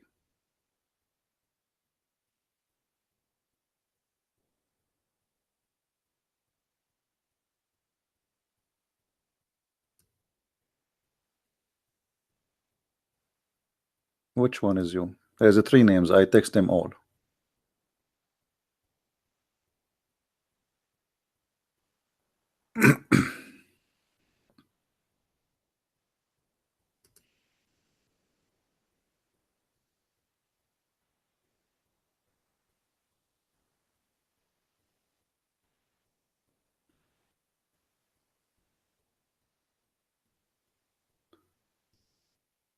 So Hassan, did you get my text or no? Well, I text. There's three names, Hassan Karbala. I texted the three of them, but I received no answer.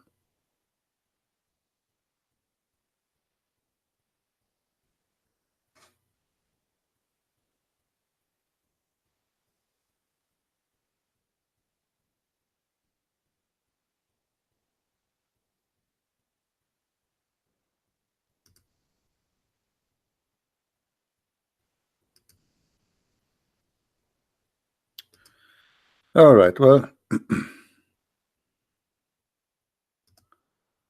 look like Hassan, he cannot text me for some reason. Any Muslim would like to call me?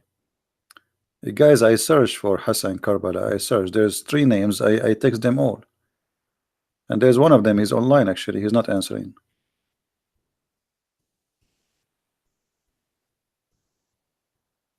Let us see this one.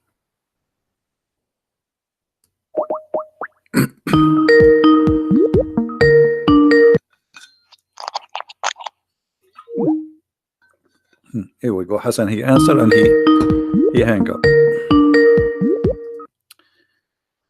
Hello? Hello, good evening. Good evening, my friend.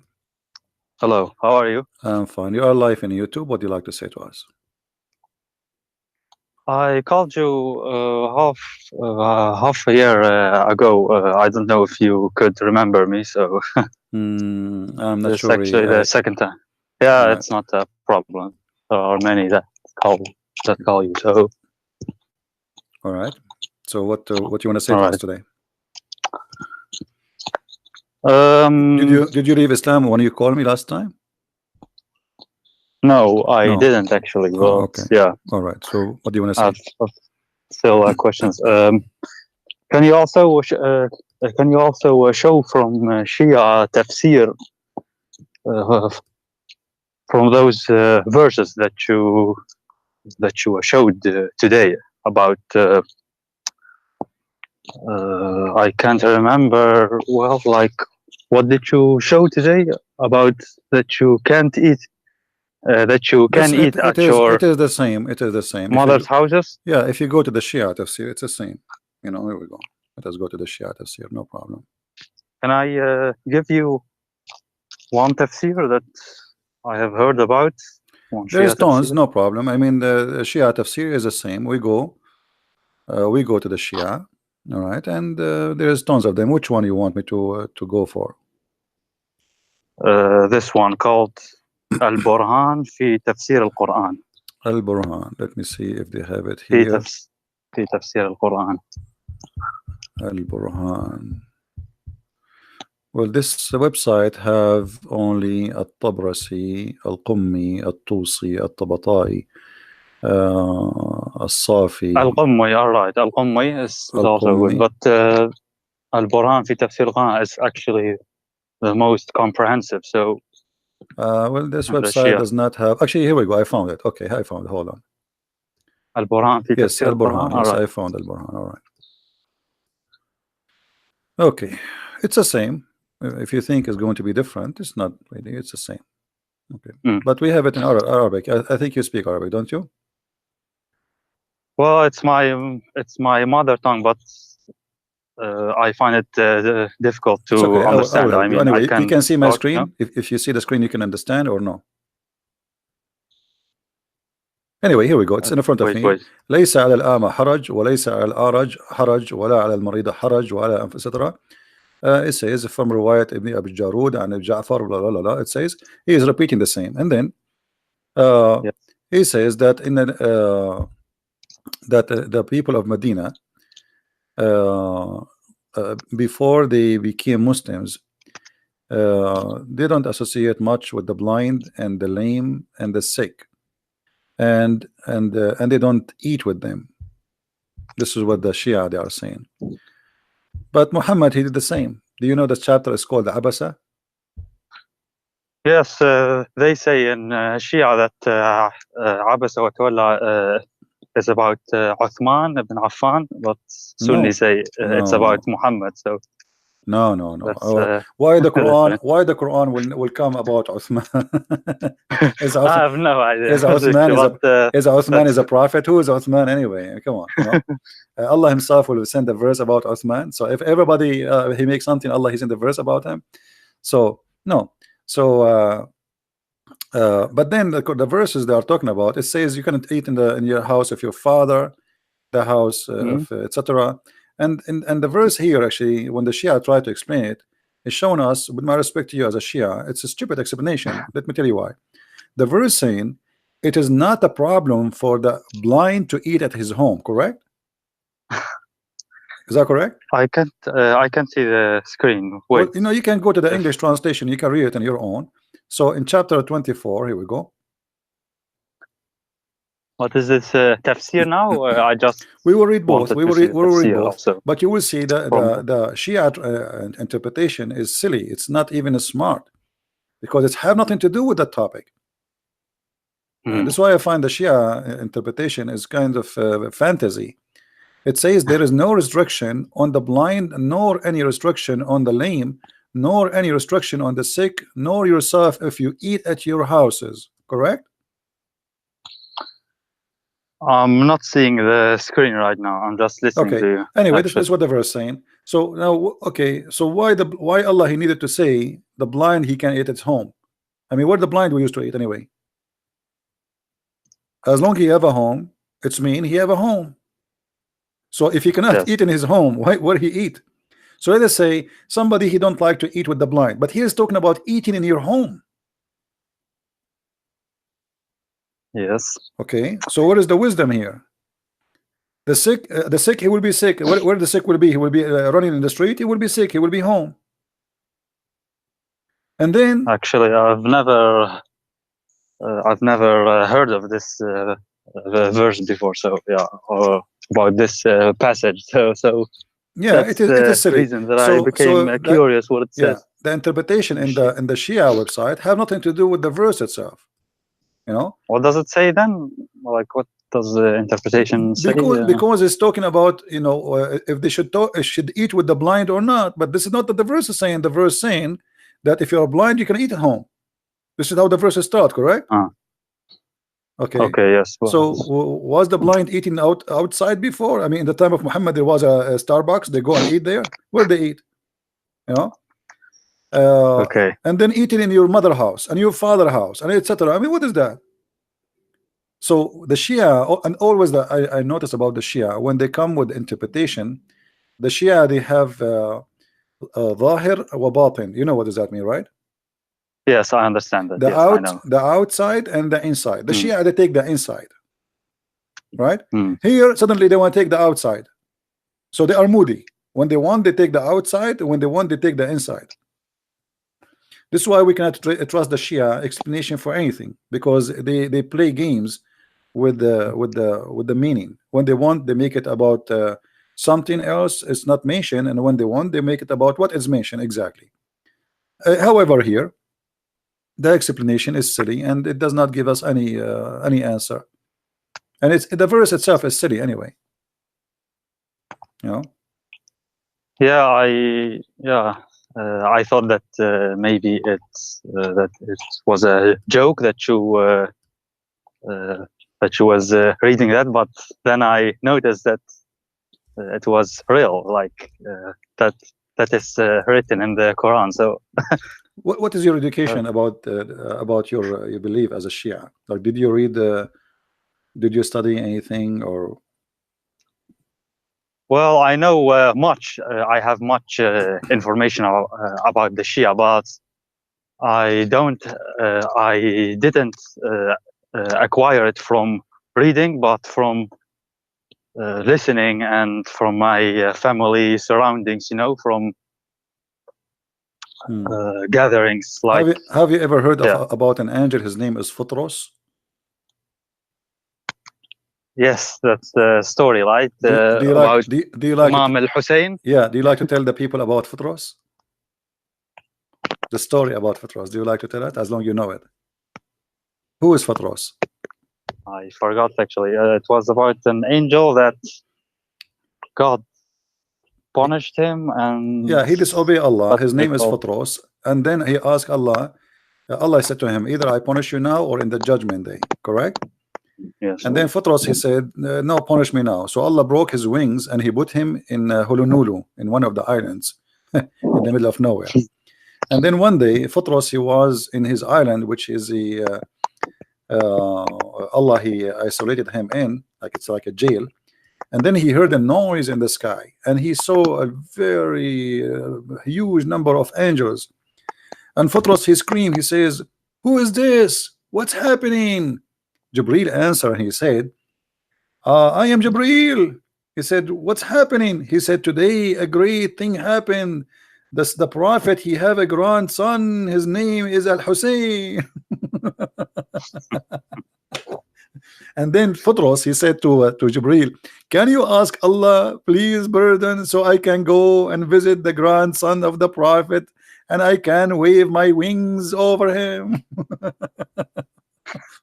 I mean, the Shia, they have a huge section of fantasy, you know. And as an example, the Shia, they believe, and you are a Shia, that they believe that Muhammad and his family, they are made of nur, right? Made of light. Right. Yes. Okay. Yes. So when Fatima, she married from Ali, what the Shia they say? What do you mean? Like, because they say they are nur, they are light. So Ali is light, Fatima is light, right? They are made from light. Muhammad is light, Ali is light, Hassan is light. So when Ali, he married from Fatima, what happened? he just married her, like. No, they say that the light married her from the light. تزوج النور من النور. And this is why they say the Shia that Muhammad and his family, they are light, because the Quran says in chapter 33 verse number 46 that Muhammad is a siraj, وسراج منير, right? A lamp, okay. Yeah, so they claim that the Quran says that Muhammad is light, and this is the Quran confirmed that Allah himself is light. Correct? So okay, but Muhammad, and here we notice a second ago I told you that the Shia, the funny about them, when they want they take the inside meaning, when they want they take the outside meaning, correct?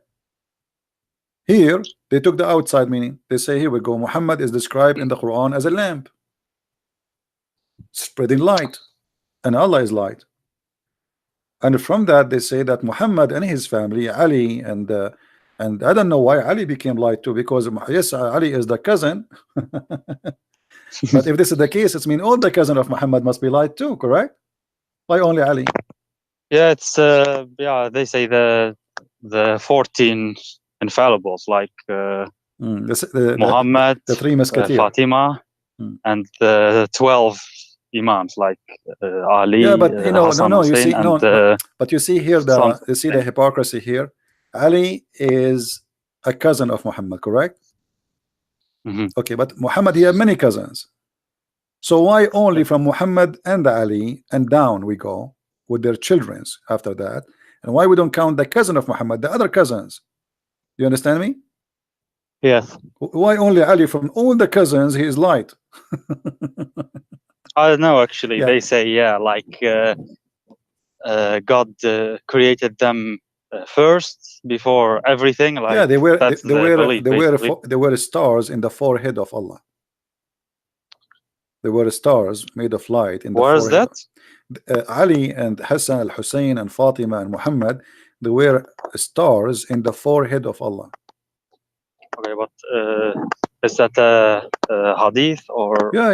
You know, so you know, there's tons of hadith about this. They say. But I they wanted say, to know about. Ahlul Bayt makhluqat nuraniya, which mean they are from light, but they appear in a human shape. You understand? So they have an appearance of a human being, but in fact they are not. They are made of light. Don't tell me you never heard this before. No, I know this. It's like I have many times heard this, but I'm not sure what is meant by light. Like, I don't know if nur is like the same meaning as light, what we mean now. Yeah, like light. Allah himself. I don't know if that's. Yeah, Allah I don't know himself what is light. Allah meaning himself is light, and He is the source of all light, supposedly. And Ali and Muhammad and his family. And by the way, Fatima is not the daughter of Muhammad anyway. Since when Fatima became his daughter? What is the proof? There's no proof. Muhammad, he cannot have kids. Fatima is the daughter of Khadija, but she was the youngest of the children of Khadija.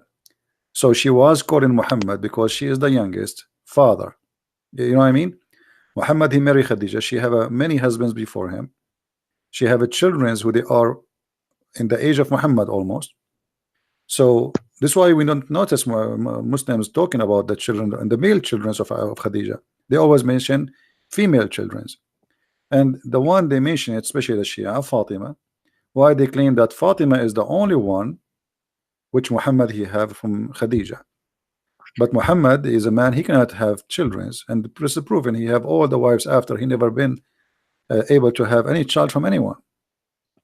And Khadija, she was a lot older than Muhammad, so how Khadija she can give a baby?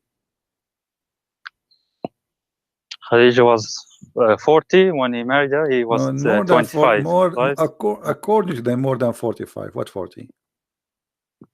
And she have two husbands. And same time, it's not the fault of Khadija, because already Khadija, obviously, she have kids.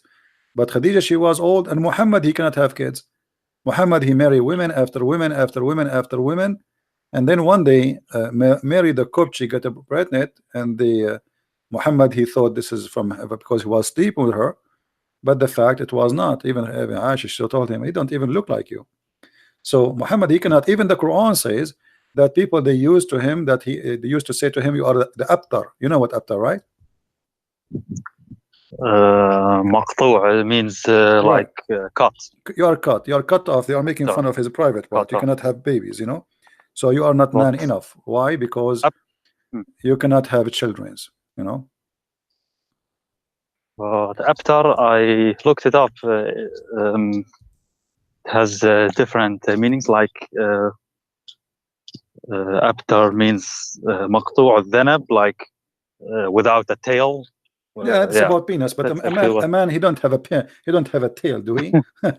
But another meaning is like بقي زواجهم abtar, like like their marriage was You can, without any kids. yeah, you can use this word in many ways, but here, obviously, talking about him, he cannot have babies. It's obvious. So, And so and this in is about Lisan abtar. al-Arab, I saw that abtar also could mean like someone doesn't have male children, like No problem. only females, and then Yeah, this is his surname will like, yeah, it's actually stupid maybe, but yeah, so maybe but look at this I don't verse. know. Regardless of the meaning, it's about him not having children. And look at the verse. Allah, he answered Muhammad, he says, the guy is saying to Muhammad, you are abtar, and Allah, he says to him, we give you a fountain. What does this have to do with this? What do you think? Like there's a guy, this is a chapter 108, Al-Kawthar. Yes. A guy, he says to you, you are abtar, and then you answer him, says, I have a fountain. What is this? A river, or Fatima, the daughter of Muhammad. Yeah, that's in the tafsir. Al-Kawthar, yeah, the Shia, see here we go. The Shia now, they give it, Al-Kawthar suddenly became Fatima. Why didn't say Fatima? So Al-Kawthar, supposedly, according to the Muslim Sunni interpretation, it's a river in the heaven, and this river, its water is whiter than milk, and it's sweet. All right, and I believe that Al-Kawthar is a river of sperm, because what the connection between this and this? Think about it. The guy accusing Muhammad that he is not man enough to have babies, correct? He's trying to insult him. I'm not 100% sure, because abtar seems ambiguous, and I don't know, like Okay, I will go like with you. You cut said off his, you said he don't have private part, but okay. can you, like, is there a dictionary or a My tafsir friend, or any use for that? As-Sayf al-Battar. What is As-Sayf al-Battar? The cutting sword? Sharp, I the don't sharp, know. the one who cut Sharp. anything. Okay, so this is abtar. It's a past tense, so it's cut off. As simple as that. All right. So abtar is about cut off. The guy is making fun of him. He's saying to him, "You don't have a penis." As simple as that. Yeah. Okay. I mean, yeah, like in the street today, could. if somebody is rude, he said to a person, "You are not man enough. You cannot have sex." All right. And actually, there is a reason for that. I don't know if you know the hadith where Muhammad, he says, I was the most weak person between all mankind in sex, and then I invoke Allah, and he sent me a dish of al-kufayt, which is kebab, and I ate it, and I get the power of 40 men. You know the hadith? Which book is that? We can find it in many books. This is all over, you know. So he invoked, and even Fatima, she ate, even Fatima, she ate from that. I don't know what happened to her after she ate that kofta. So let me find some reference for you. Al-Kafi or Bihar al-Anwar. Let me see if I can find it in the Shia. But for sure we can find it in a Tabaqat al-Kubra.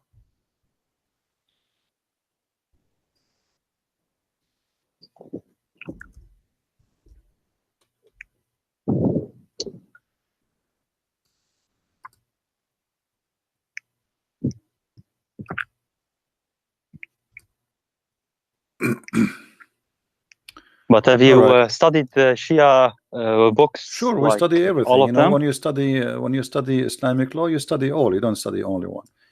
So, okay. ذكر ما أعطي رسول الله من القوة على الجماع, mentioning the power the Prophet was given into sexual intercourse. It says here, the Prophet said صلى الله عليه وسلم كنت من أقل الناس في الجماع حتى أنزل الله علي الكفيت فما أريده من ساعة إلا وجدته وهو قدر فيها لحم أخبرنا محمد etc etc etc. And here he says, and I will translate for you guys, give me a minute. لقيني جبريل بقدر فأكلت منها وأعطيت الكفيت قوة 40 رجل في الجماع. Translation: Muhammad saying, I was the most weak person between all mankind in sex, and then I invoke Allah, and Allah he sent me a dish of al-kufayt, like shish kebab, kufta, you know, and I ate it and I get the power of 40 men. Allah he sent it to me with Jibreel. Every time, every hour I needed, Allah he sent it to me. Okay, and after he ate it, he got the power of 40 men. And here they are saying that Muhammad he used to have sex with 9 wives in one night.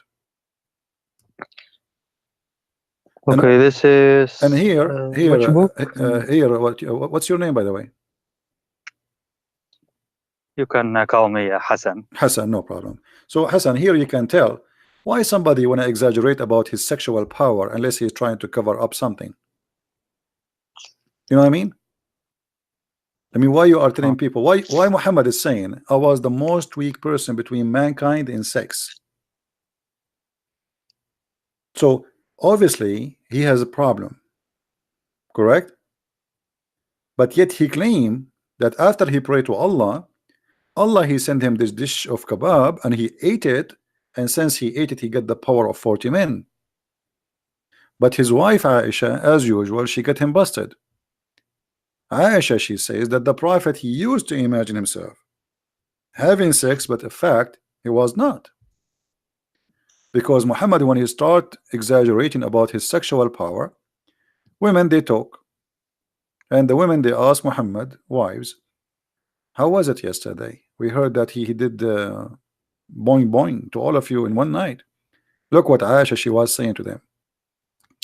The Prophet continued for such and such a period, imagining that he had sexual intercourse with his wives, but in fact he did not. Do you see it? Yeah, but this is Bukhari, and yeah, but it doesn't matter.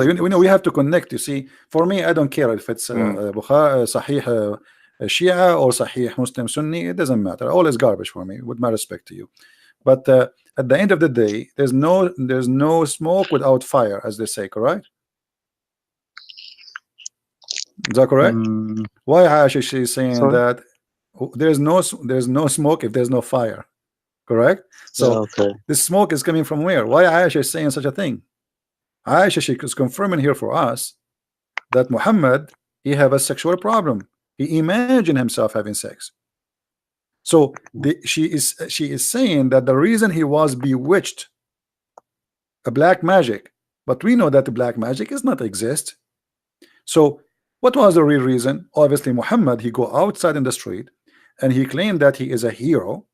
Yesterday he have sex with all of them, and then when the women they speak to the women, they say he did not even touch us yesterday. What are you talking about? So now how they can cover the lies of the Prophet? They claim that he was under black magic to the point he think or he thought he's having sex, but in fact he did not. And as long we are talking about sex, you know that your Shia, your people, they believe if you wear black shoes that will affect your sexual private part. You know that, right? I have heard that previously. Yes. So yeah. Do you believe in it? Like, I'm not trying to make fun of you. I'm just trying to explore. You know, like I really, I don't know. It's so confusing. So many, like even between. I have to admit, even between Sunni and Shia, I think like, why do we Shia hate Aisha so much if she was the wife of the Prophet, and then she suddenly became like because evil she made the and- war against and- Ali. Obviously, Shia, they worship Ali. There is no question about that. Shia is an Islamic religion born of Islam, but they change. Well, the Sunni, they worship Muhammad. They claim he's a prophet, but the fact they worship him. The Shia, they worship Ali and his family.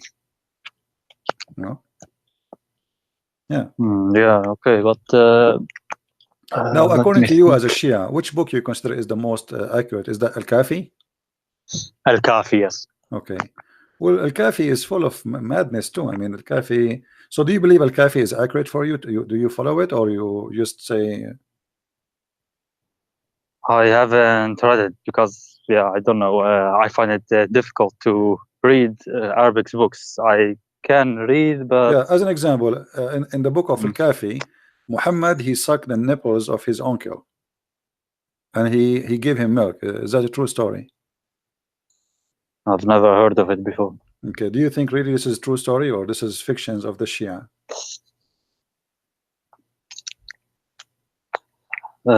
If I think it's fiction from Shia,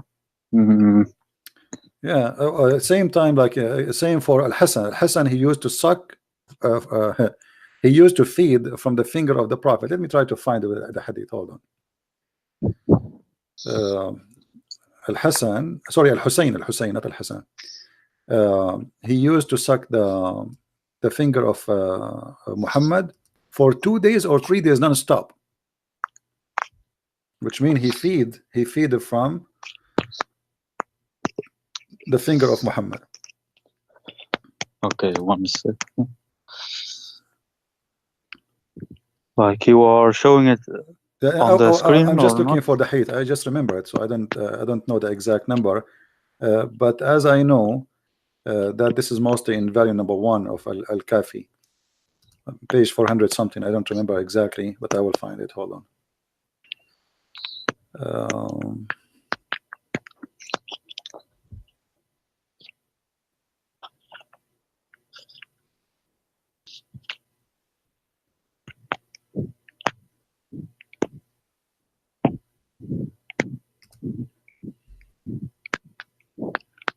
I'm just trying to find an official website.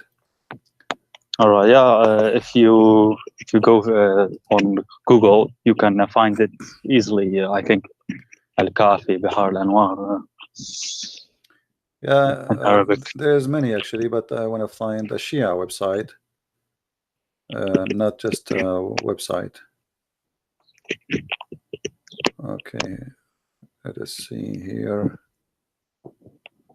Because when you search for a hadith, and I remember hadith very well, always you find it in the Sunni, not.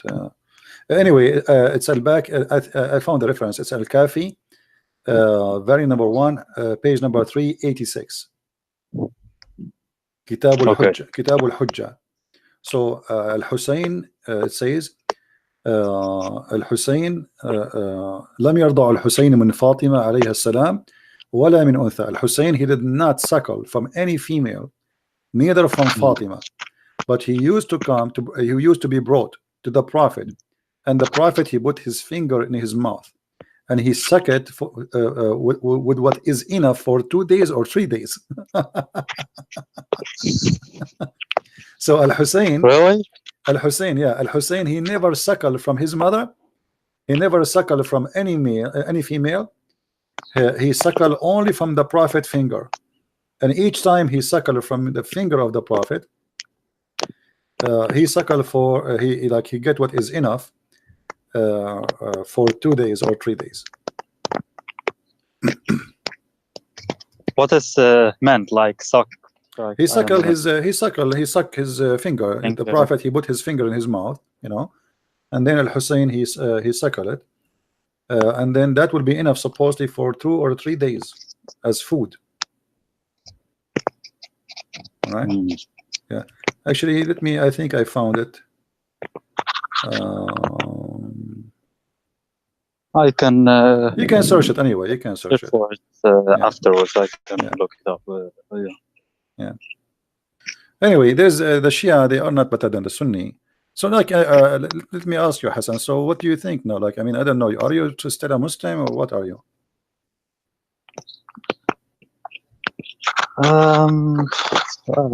I find it really confusing. I have to be honest with you. You know, it's yeah. So, But I don't know. There's actually not one single religion of which I'm really convinced. You know. let us Like, focus okay, right these now. are- Let us focus now on what you have as a Shia. So, you want to stay as a Muslim Shia, or you decide to leave? You know, yeah, these things that you show, okay, they are true. Like, I can't deny them, and okay, they are strange. But at the same time, there are other things. I don't know that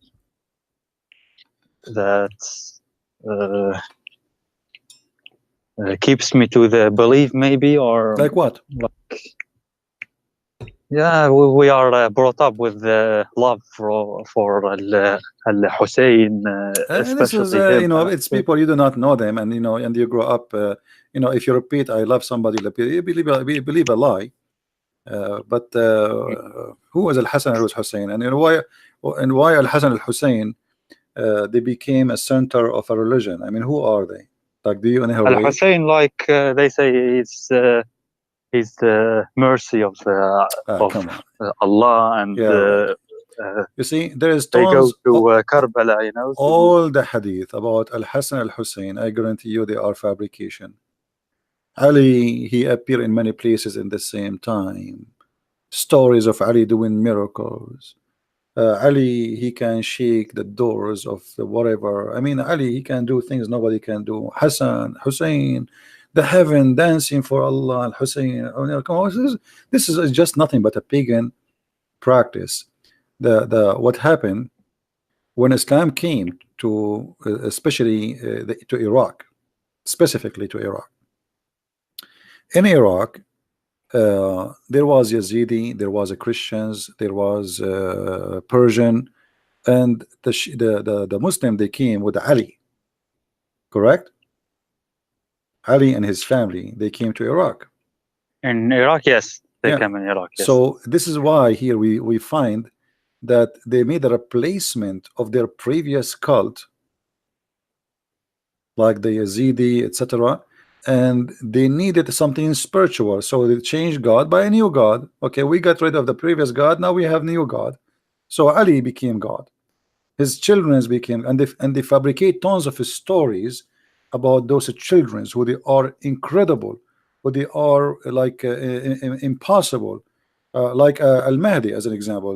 Who's Al-Mahdi? Can you tell to the people here what is Al-Mahdi? The Shia, they talk about Al-Mahdi too much. Al-Mahdi in Shia, like in Shia, they believe like it's the 12th Imam. He's infallible, Ma'soom. He has knowledge about everything. Actually, the same knowledge as Muhammad, like it's the same, and he lives on the earth, but you can't see him. Like that's the Shia belief.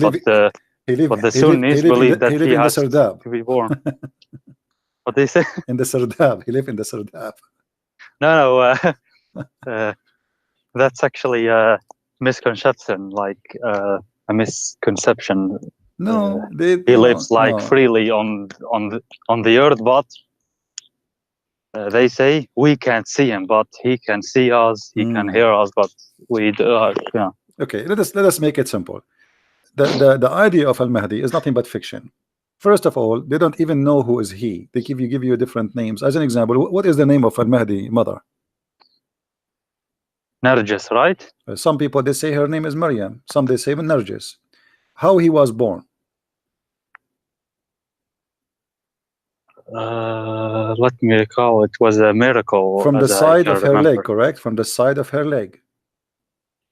I don't know that. Yeah, from the side of her leg. You know, there is no way Al-Mahdi is going to be born of a vagina. Hello.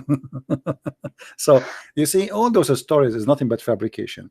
So the guy, he might be exist as a person, But then obviously the caliphate at that time, he kidnapped him, he killed him, because many people they follow him, and he disappeared. And then the Shia, they start saying Al-Mahdi, he took the book with him, he will come back, he can see us, we cannot see him. But it's an idea which is a silly idea. Why Al-Mahdi is still alive and he's not a human? Is he human? Well, according to the Shia belief, he's a member of the Ahl al-Bayt, so that makes him not human. Yeah, so he's made of light. In his, yeah, but why? So why Ali is dead? Who is more important, Al-Mahdi or Ali?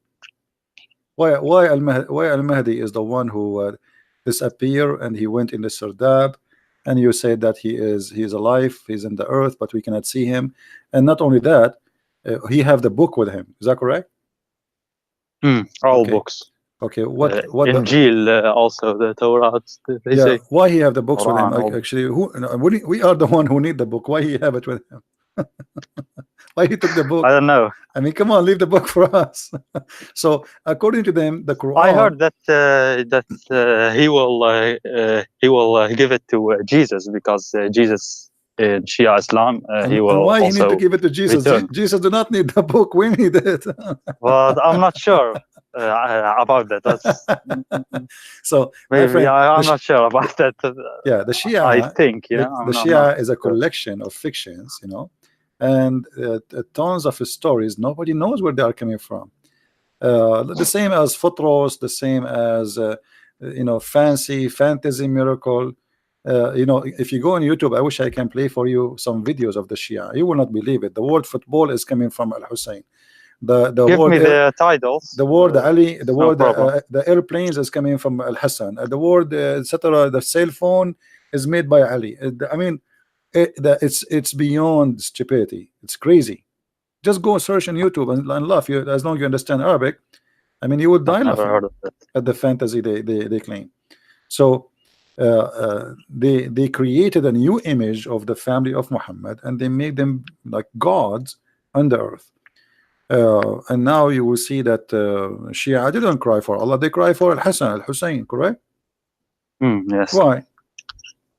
Who are they? I don't know. They say, like, if you cry for them, your sins will be washed away, or yeah. Yeah, see. So your look, sins will so be look what forgiven. happened. The Muslims, the Sunni, they have different worship. They worship the black stone. They claim that the black stone, if you touch it in the Yemeni corner, forgive your sin. Muhammad, he told them, if you say the name of Allah 33 times, Alhamdulillah 33 times, etc., Allah will forgive your sin. I mean, each one of them, he have his own stories for forgiving sin, but both of them the stories doesn't make sense, and it's silly. But the thing is, Sunnis say about us that we that Shia commit shirk, but they themselves commit shirk too, like kissing a black stone, And Muhammad, like you showed. you see the Shahada itself. So they are both of actually you, hypocrites. both of you commit shirk, because both of you say Shahada. Shahada, the Shahada itself is shirk. You associate the name of a man with the name of a God, correct? I mean, why in order to say Shahada, I have to say the name of Muhammad? Now, in the case of the Shahada of the Shia, they added the name of Ali. Yes. Correct? So now the Sunni, they added the name of Muhammad.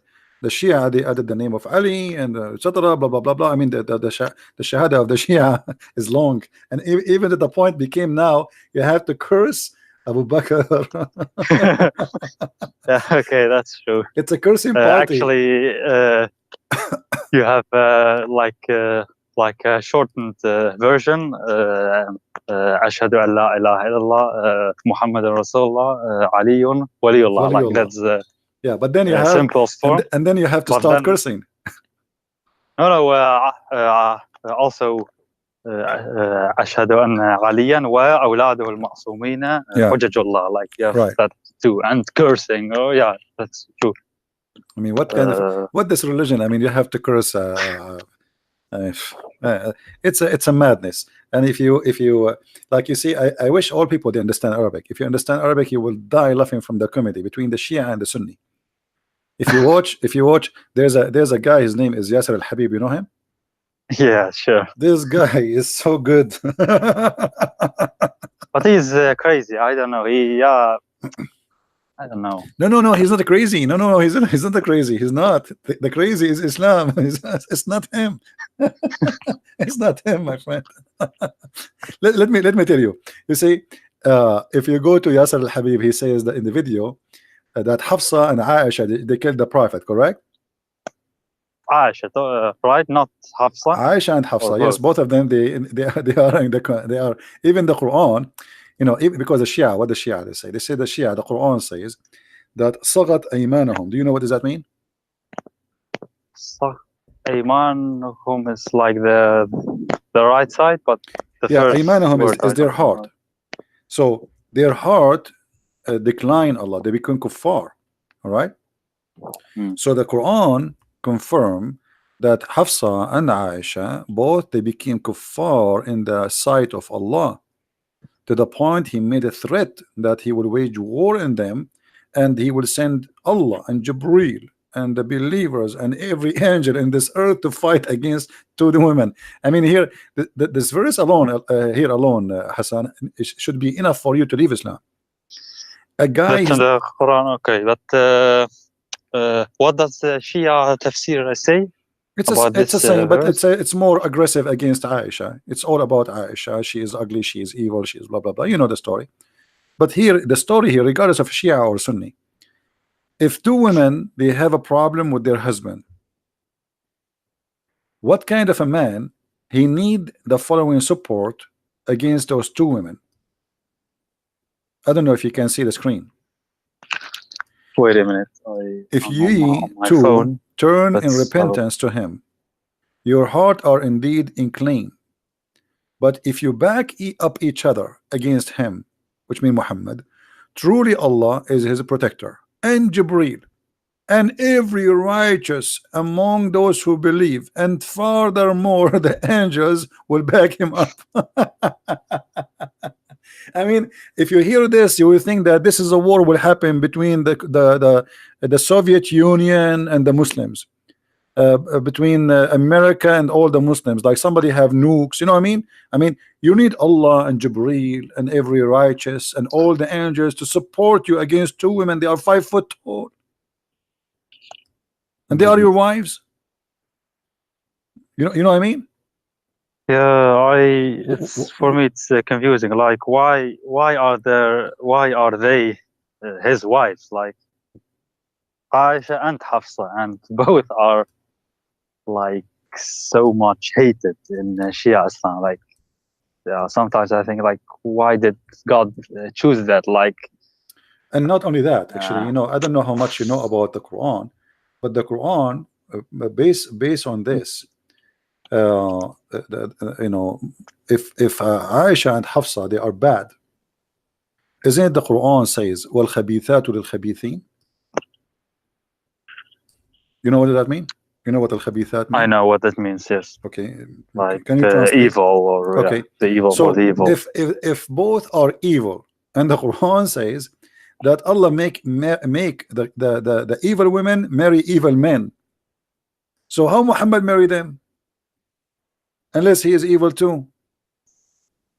I guess Shia say this is an exception, like for What exception? Muhammad That's and it. Ahl al-Bayt. No. It says, you know, like the translation of the Muslims is very funny.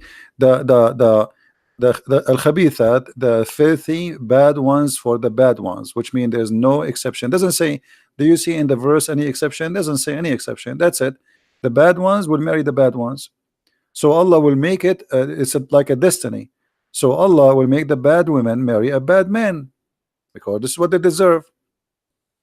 Then we find that Aisha and Hafsa, both of them, they are khabithat. So how this is work? This is why we say the Quran is a joke. You know, bad women, they marry bad men. It's a destiny. So if Muhammad was a good man, and his wives are bad women, and the Quran says Allah will make always bad men marry bad women, and bad women marry only bad men, and vice versa, and the good men, they will marry good women. So was Aisha and Hafsa bad or good when their heart inclined and they have a strike against the Prophet, and the Prophet, he made verses claiming that Allah, he sent it to him? Oh yeah, and Shia Islam, it's like blindingly obvious. Yeah, and you know, both of them here, they are in trouble because the Quran for the both, for the Shia and for the Sunni. I know that the Shia didn't agree with the whole Quran. They say there's corruption in the Quran, but it's still, you know, it doesn't matter really. It's as you see. The Shias, I can remember, like there was Quran Ali, Quran Ali, Quran Fatima. There's many Quran. like beside Hafs and Qasim, but somehow it got lost. But No, they burned it supposedly. Quran It was Ali burned. was chronological, as I can remember. It had a different. Obviously, all the Qurans are yeah, different. it was different. All of them, every book was different because Muhammad, he did not give one Quran. You see, Muhammad, because he's a fake prophet, false prophet, he cannot recite the same verse twice correctly. This is why in the Quran it says in chapter 2 that any verses we abrogate or cause to be forgotten. Why he abrogate or cause to be forgotten? Because Muhammad, he cannot remember a verse you know, twice. So one he say it this way, the other time he say a different way. So the Muslim didn't notice, and the people didn't notice that. And in order to cover himself from the lies he keep giving, he said, well, Allah, he caused me to forget Quran, but he will give me something better and similar. Something better or similar. So what the point of forgetting? Yeah, the Quran says that chapter 2 verse 106. Okay, but in the Shia, we believe that. I mean, the Shia believe that they have all knowledge. Like, yeah. No, it's the same. Look, same knowledge okay. as Allah. The Quran is clear. Any verses we cause to be we abrogate or cause to be forgotten. All right. And the reason for that, even the Sunni, they agree that the reason for this, because Muhammad, he used to say something in the morning, and then he changed his mind afternoon. Let us go show the English translation for people so they can see with us. And I will use the Sunni because this is the only one in English in this website.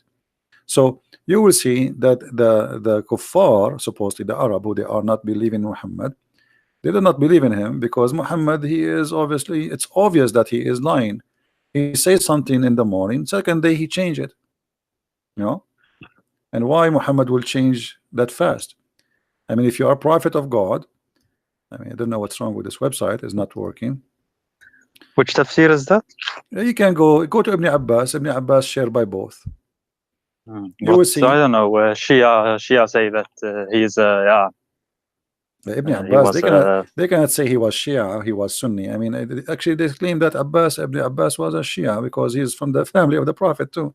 I heard a scholar say like he's a Hashimi, so you may not curse him, but he still did like wrong things. I don't know. So yeah, he's not from all the Shia act and believe is based in political movement.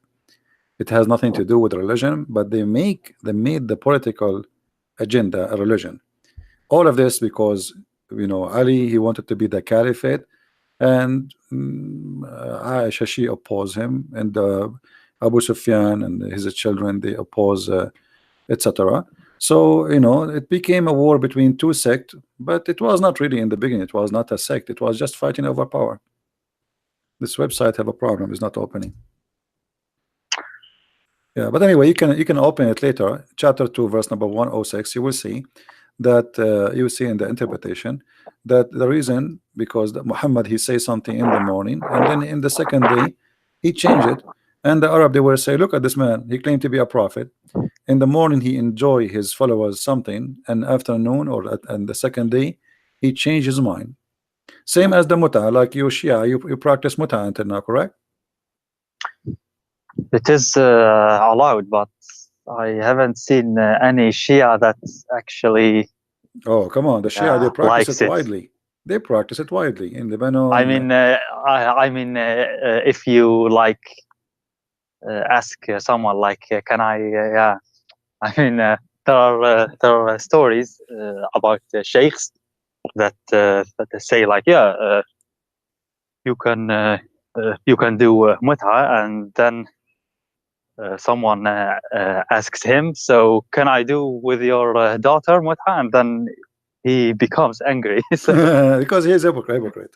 that's I know many of those. Yeah, you can stories, do muta, but not with so my I daughter. mean- but so I isn't, mean, but isn't it the same? Isn't it the same with the Muhammad? Muhammad, he allow everybody to marry more than one, right? When Ali Yes. he wanted to marry additional women over Fatima, Muhammad was very upset. Remember? Really? Oh yeah. I don't know. Because he's a hypocrite. So Where's that? every man, you can search it, maybe, like, because we will go soon. Maybe you can call me tomorrow. Okay. Muhammad, he have no problem. He himself, he have 13 wives. Ali, he wanted to marry additional women beside Fatima. Muhammad, he got so upset. Not for my daughter. That's what he said to me. Not for my daughter. And here you notice the hypocrisy. Suddenly, all the teaching he taught, it's gone. You know, he taught them, the Muslim men, it is your right to have an additional wife. But when Ali, he want to marry additional wife, suddenly Muhammad, he don't agree, and that because he's a hypocrite man. Maybe tomorrow, if we go on live on air, you can call me and we can talk about this topic. Anyway, All right, Hassan, that's good. it's time for me to go. I can stay longer. Thank you for calling. It was nice talking to you. Feel free to call us Thank you. always. But let me ask you finally, after All the right. end of this conversation, you still want to be Shia? You still want to be a Muslim? Be honest with me. I mean, you are laughing. You know, I can it's, tell you are laughing. You are not a believer, like- really. I mean, what is like left? there are some ahadith I find it strange. For example, like Muhammad says that whoever doesn't eat meat or doesn't like meat and perfume, he is not from me, or such. Yeah, and nukah. I don't know. And That's sex, and sex too. So I think, like, why? For example, meat. Okay, you can like it. You can't like it. Like, What does have to it's do a with choice. God anyway? What does have to do with Perfume. God? No, what does have to do with God? What does have to do with being bad and good? It's silly, right? But the thing, I don't know, man. It's so like, it's scary, the picture about hell and everything. You The see, punishment, like they say, if trust you me, trust leave me, Islam, trust then me. you will. Trust me, I'm a believer too, and I believe in hell and heaven too. But it is the hell I see is being a Muslim. I mean, the heaven Muhammad he promised you is nothing but a satanic heaven. What kind of God? What is religion? You know, I will go to heaven and right away I'm holding my penis, and women, they are taking off their clothes and their legs is up. I mean, isn't it obvious this is satanic? What's Satan? If you believe in Satan, if you believe in evil, then you should know that it is Satan who tried to seduce us and tempt us by having many partners and sex with everybody and party. So it's obvious. I mean, this is not heaven. Even God, when he created Adam, he created one Eve, correct? Yes. Okay, so if God can make Adam happy with one Eve, why he need to make hundreds of Eves for me in the heaven when I come back, and tens of So is thousands of that little children? Shia too, or only both. Sunni? No, Like no, in Shia and heaven? Sunni. No, both Shia and Sunni, they believe in the virgins. both? Oh yeah, both of them they believe, and but their numbers is different, but it's still the same. And the Shia heaven is more fantasy, more crazy actually from the Sunni. So I mean, this is obvious. This is satanic. This is not from God. I mean, it's against the nature of God, the promises. You see, if I come to your house and let's say you have a birthday, okay, and people come in to give you gifts. Everyone, he give you a gifts of his choice, correct? Mhm. but the gift is giving you idea about the person who gave the gift. Do you agree? Yes, sure. So if I give you a book which is the Bible, that's mean I'm a Christian, I'm religious, correct? Mhm. But if I give you a DVD of porn, what is that will give you an idea about me? You know what I mean? That's mean the gift is telling you what is the interest of the one who gave you the gift. Correct? I remember something about huriyat, like they say, like, oh, wait, let me recall. They say, like, in Jannah, like there, you have music in Jannah, but it is They like they much better than the they will sing music here. they And, will sing for you. They have one songs they repeat. They have one name. They have one height. They have one face. They have one look. All of them they dress the same. You know, etc. So all of them is the same. But what I'm trying to say to you, when somebody his gift is about sex, isn't it? This is telling you who is he? yes. The holy God, his gift to you is sex. Why? He think you're a dog? He think you are what? I mean, what is that? So sex is exist, and it is God gift to us for the reasons of to reproduce. God, he made Adam and Eve so they can be a couple, they can have a family, and the joy of Mhm. sex was as a let us say as an attraction for the men and the women to live together and to reproduce. But in the heaven there's no reproduction according to Islam. So what the purpose of this? Where can I find this about the Shia, like the heaven and how it looks like, and these details that you mentioned? Like, I want to know in Shia Islam, like Al Kafi or Well, Bahar Anwar, what it says. there is actually there is many source for the Hurriyat, but both the Shia and the Sunni they believe in that. And maybe tomorrow, if you call me tomorrow, we can go and we can discuss more, because I'm really interested to see you leaving this cult, because I can tell now you are not making decision. But and I don't know really why you are not making decision yet. Because I don't have, like, it's about the Shia Islam, and there isn't like much information about it. If you look, like, for example, David's videos, David Wood, it's about Sunni Islam. Yours are mostly about Sunni. Because they are the majority, they are the biggest number of Muslims, you know. So for me, like you asked me, yeah, it's the difficulty is, I don't know. I don't have much information, and people criticizing it and discussing it, and it's mostly in Arabic. So yeah, I think that, if I have like many narrations and stories from tafsir shown from Shia Islam, then okay, I can but have if the you time and then think about it, All right, but you yourself, you know that the Shia and the Sunni, maybe they are different in the branches, but at the end all of them they have the same ending. As an example, like the most popular number for the Sunni for the versions is 72, for the Shia is 800. So it doesn't matter really if it's 72 or 800, it's the same. You know what I mean? No, I've actually never heard about the numbers or anything in Shia Islam. I'm just being honest with you. I mean, well, in the mosques, let me see they if I can don't find. tell that. Let me I see don't if I know. can find this hadith about about the 800 versions. The 800 versions are not the number of the versions. I mean, the number of the women you will get. This is the versions, and I think there's 1,000 other additional women. So 800 versions, Let me see if I can find the reference. Hold on.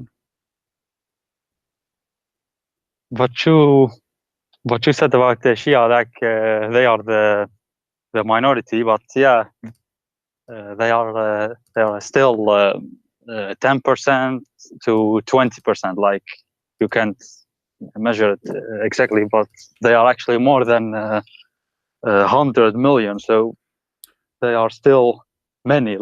You know? Yeah. But the reason than the 100 million. most who come to debate Iraq, me, Iran, the most who I face to debate us is the Sunni, is not really Shia. I wouldn't see them. Okay, I found the reference. Hold on. This is a Shia website. I don't know if you can see my screen. Wait, okay, hold on. You see the screen? 1 second. Yes, I'm looking at the screen. Yes. Nur al-Thaqalain. You see it?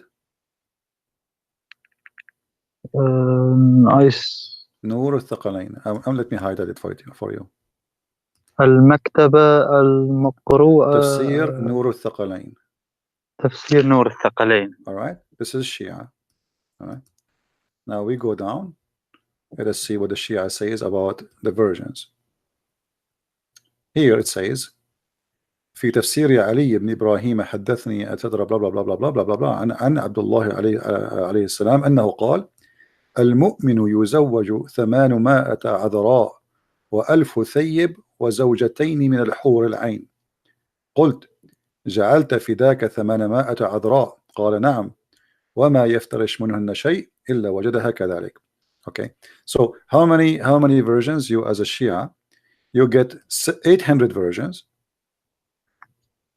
and 1,000 women, they are not virgin. That's mean 1,800, and 2 women, they are from the Hur.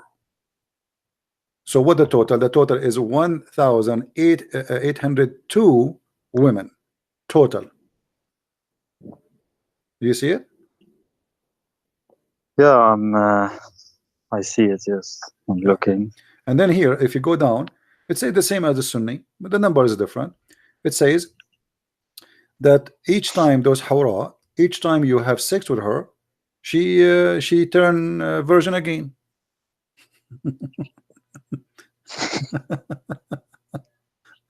Anyway, so and then she would wear 70 clothes, 70 like see-through clothing, and her husband, he see the marrow of her bones. This is exactly what the Sunni says too. You see? Yeah.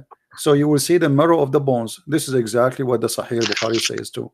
So Sunnah and Shia, they share many things. The differences between them is not about those things. The difference is about Ali and Fatima and who to follow who, you know, and what is the important, who is the family of the Prophet or the Prophet, or you know. So if you go in details, they are really very close in those things, which is crazy. So I'm happy for you. You will have 1,800 and 2 women in the heaven. I mean, what do you want more? Just remember us, like you know, maybe you can send me 5 or 10 when you go there. I want just calmness, you know. I'm just so confused right now. So I don't know what to believe, and yeah, but what I'm saying to you is there's no different reading. I mean, both of them, there is no way this can be true. I mean, you are smarter than this. Do you think really God will give you 1,800 women? What was the name of the tafsir? I haven't Nur heard of it. Nur al-Thaqalain. Nur al-Thaqalain. Yeah, there's many. Those are Al-Qummi. Yeah, those are hadith. Those you see, this is the hadith. The hadith can be found in many books, but the tafsir is a you know, is a book collect many hadith to explain something to you. You know what I mean? The tafsir is not the source. Always, the tafsir is not the source. Like you know, you can find Rawdat al-Kafi. You can find in al-Kafi. في صحيفة الرضا, etc. You can find all those sources. You know? Okay. Like in the book of Al-Kafi, it says the same too. I mean, all of them, they are the same. All is the same. So are you really convinced that in the heaven you will have this? Isn't it obvious that this is a lie? What does Christianity then teach? Like, what Well, is they heaven in asked Jesus. Christianity? They asked Jesus what the Jews, they always have they're thinking that when you go to heaven you will inherit whatever you have in earth because you're a good man. So Jesus said to them, he and she, they will not get married. They will not have marriage. They will be the same as angels. So لا يجوزون ولا يتزوجون. That's what the Bible says.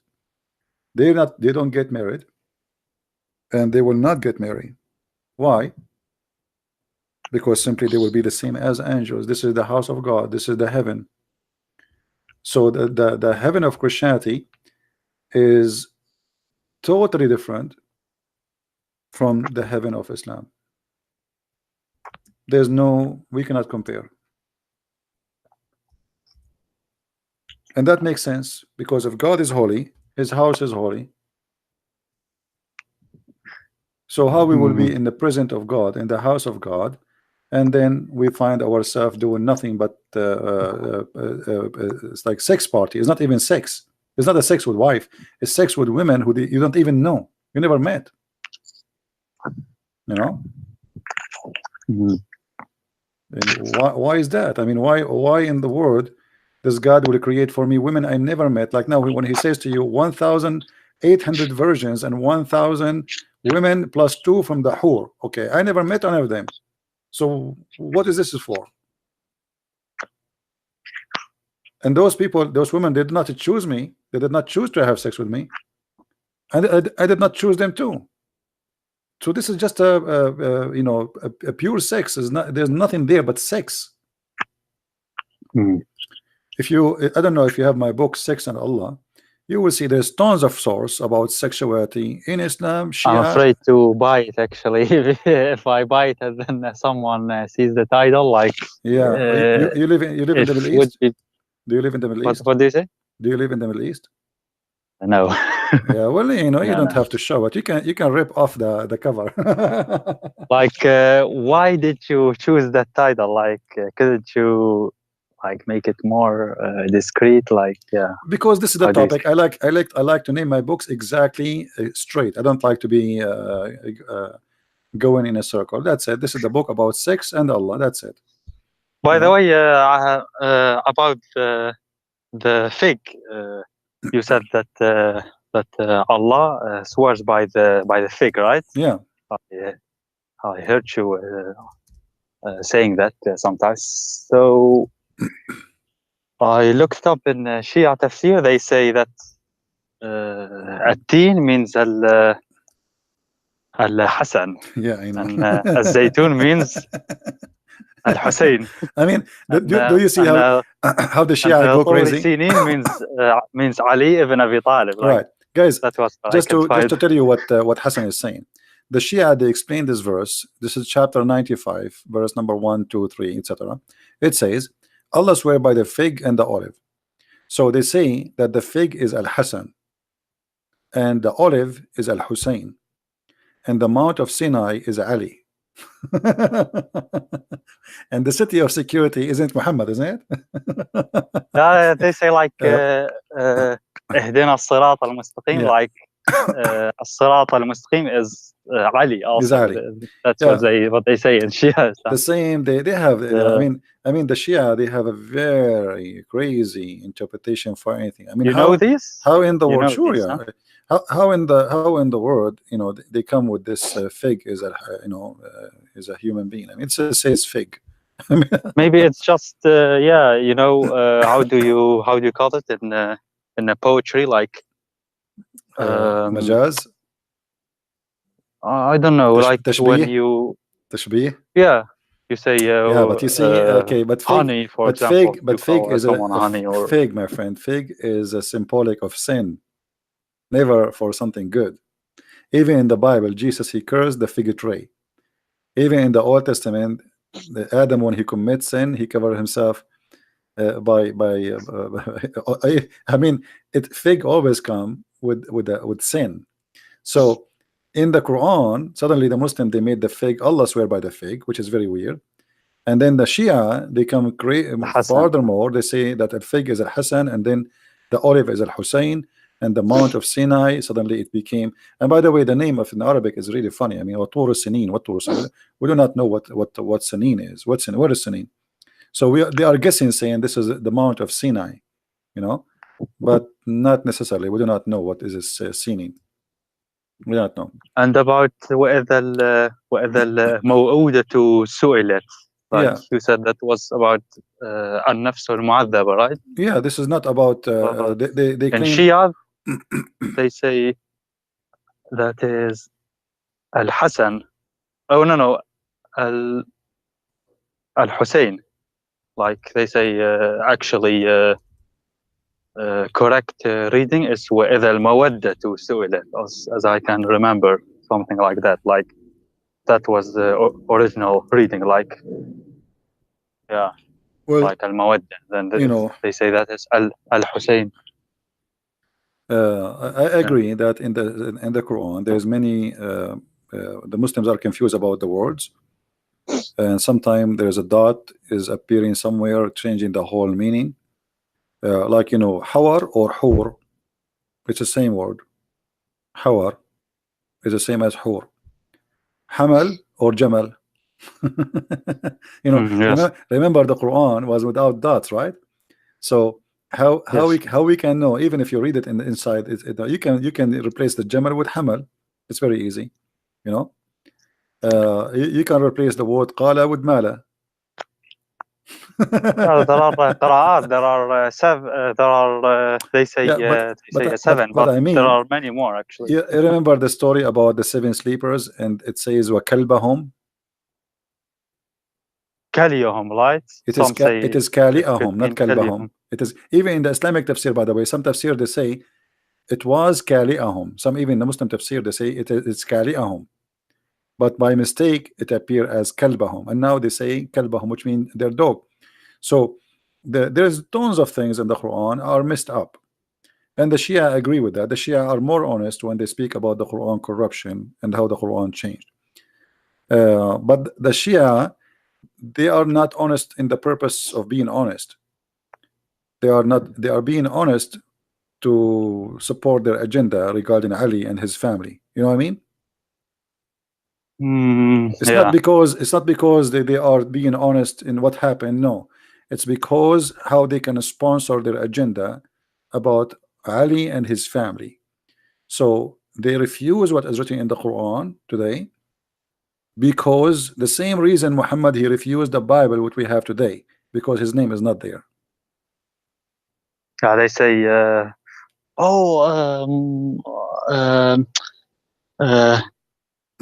there's a Shia sheikh, he said that Hussein is mentioned in the New Testament. Like, oh yeah, sure.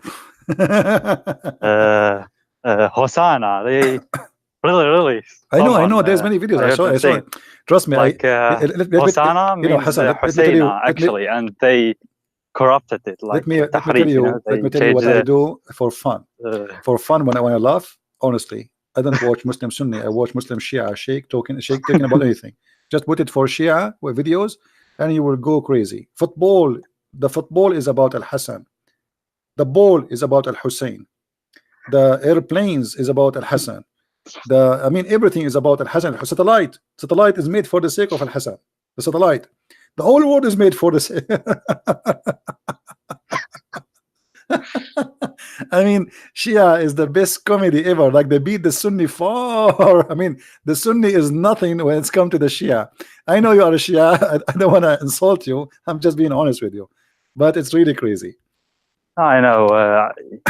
I don't know you, and you don't know me, so yeah, I don't care, you know. Like, yeah, nothing personal here. You know, we are just sharing what we believe.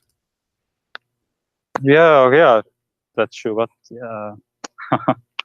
What you can do. All right, Hassan. Thank you for calling, my friend, and feel free to call tomorrow if you want, or any day you wish. All right. Yeah, thank you very much. But can we then go more in detail, especially on the Shia sources then? Sure. Next time, like Sure, no problem. Just Al-Kafi, you know, because I want to know more about it, because there is no one that deals with them, right? I'm not all right. Well, lying. I mean, if you in English, promise me tomorrow you will come, I will change the topic just to make it about Shia. tomorrow. Yeah, I don't know if you can tell. Anyway, don't worry about it. Don't promise. Just call me, All and right. then we will change the topic to make it about Shia. No problem. All right, All just right. once, huh? Okay. Yeah, anytime All you right. wish. That doesn't Thank matter. Not once, twice. We can do it as many as you wish. Who cares? Okay, okay, No problem, my that's friend. good. Thank you very much for calling. Take care. Okay, God bless. Bye-bye. Bye. All right. Well, I'm glad that Mr. Hassan, he called us. He's a nice gentleman. You can tell. You know, by the way, right away you can tell if a person is coming from a good family, and if somebody is coming from a trashy, you know, like you know, they say you are what you eat, and here what you eat is what your family around you, what they feed you. So you can tell that this gentleman is not a bad person. He's a kind man, and he's trying just to find the truth, as simple as that. So he's welcome, really, anytime to call. But as you see, the Shia is not really too much, like they are too much far from the Sunni when it's come to the deep in the religion, but the end is the same. Both they believe in violence, both they believe in killing, and both they are willing to kill you for the sake of their God, whoever their God is. If you go to Iraq right now and you insult Ali, you're dead. That's it. They will cut you pieces alive. You know. If you go to Iran and you do the same. If you go to Saudi Arabia, you insult Muhammad, the same. So it is just they change the person who is the most important. Both they have a different political agenda, but both of them believe that they are supreme, and both of them they believe that they have the right to exist, and the other one don't have the right to exist. Both of them believe in taqiyya, which means you can lie. It's okay to lie. Actually, you should lie. Both of them believe in the versions. Both of them believe that the non-Muslims are filthy. It's the same, but the difference is who is their leader? Who is their they follow who? Who is their best man? The Sunni, they follow Muhammad as leader supposedly, but then they took the side of Muawiyah and the Umayyan caliphate, Bani Umayyah, and those they became their leaders. So the Sunni, they consider themselves the Umayyad caliphate people, and the Shia, they consider themselves they are the Ali caliphate people. And both in history they have war with each other, and they actually Ali and his children, they've been slaughtered by the Sunni. So Shia is simply those who believe that they are victims of the Sunni. That's why they hate them very much, and that's why the Sunni, they hate the Shia very much. And now all the conflict we see in the Arabian Gulf between Iran, Saudi Arabia, Emirat, Yemen, you name it, all of it is a Shia Sunni conflict. Since 1400 years ago until now, they did not solve this conflict, and they will never solve it. One of them have to erase the other one, and this is their target. One need to erase the other one. So who's going to erase who? And the Shia now, actually, they are growing by number, and many of the Muslim Sunni, they are converting to the Shiaism. And there is many reasons for Sunni to convert to Shia. First, the Shia, they have many, let us say, many appealing things for the Muslim Sunni to make them follow. Number one, they follow the family of Muhammad. The Sunni, they follow the enemy of the family of Muhammad. The Shia, during the last 20-30 years, they were fighting Israel, while the Sunni, they did not take fighting Israel as something serious. Their target was different. So the Shia, they were able to advertise themselves between the Muslim Sunni as they are the one who defend Jerusalem as the Muslim city, not Jerusalem, the Jewish city. So the Shia, they present themselves through Hezbollah, Lebanon, Hezbollah, Iraq, Hezbollah, Iran. that those are the Hizb of Allah, the party of Allah, and this is what the Quran says. The name Hizbullah is not something created from Google. This is coming from the Quran in chapter 5 verse number 56. Hizbullah hum al-ghalibun, and this is the title of the Shia militant groups. The same time, the Sunni, they have a big militant group. It's called Muslims Brotherhood. But Muslims Brotherhood themselves, they are under the control of the Shia. This is why if you go right now and you listen to the news, you will find that Saudi Arabia, Emirat, Bahrain, and Egypt, 4 major Islamic countries, they are fighting the Muslim Brotherhood, while Iran sponsoring Muslims Brotherhood. So we can say that Muslim Brotherhood as a Sunni party, in the deep inside, it's a Shia party. The appearance, it is a Sunni party, but the target obviously is under the control of the Shia. The first center for the Shia, for the Muslim Brotherhood in Egypt was bought by the mullahs of Iran. You believe it? The first center, the first building for the Muslim Brotherhood was purchased by the Shia. And this is telling you the deep relationship between the Muslim Brotherhood as a party claimed to be Sunni and the Shia. And this is why you see that the Shia and the Muslim Brotherhood, they are like in the bed together. The appearance, they are enemies, Sunni and Shia, but the fact, the Muslim Brotherhood is not really Sunni. Let us say they appreciate Shiaism very much, because Shiaism is their way to reach, to take over, to control money, support, etc.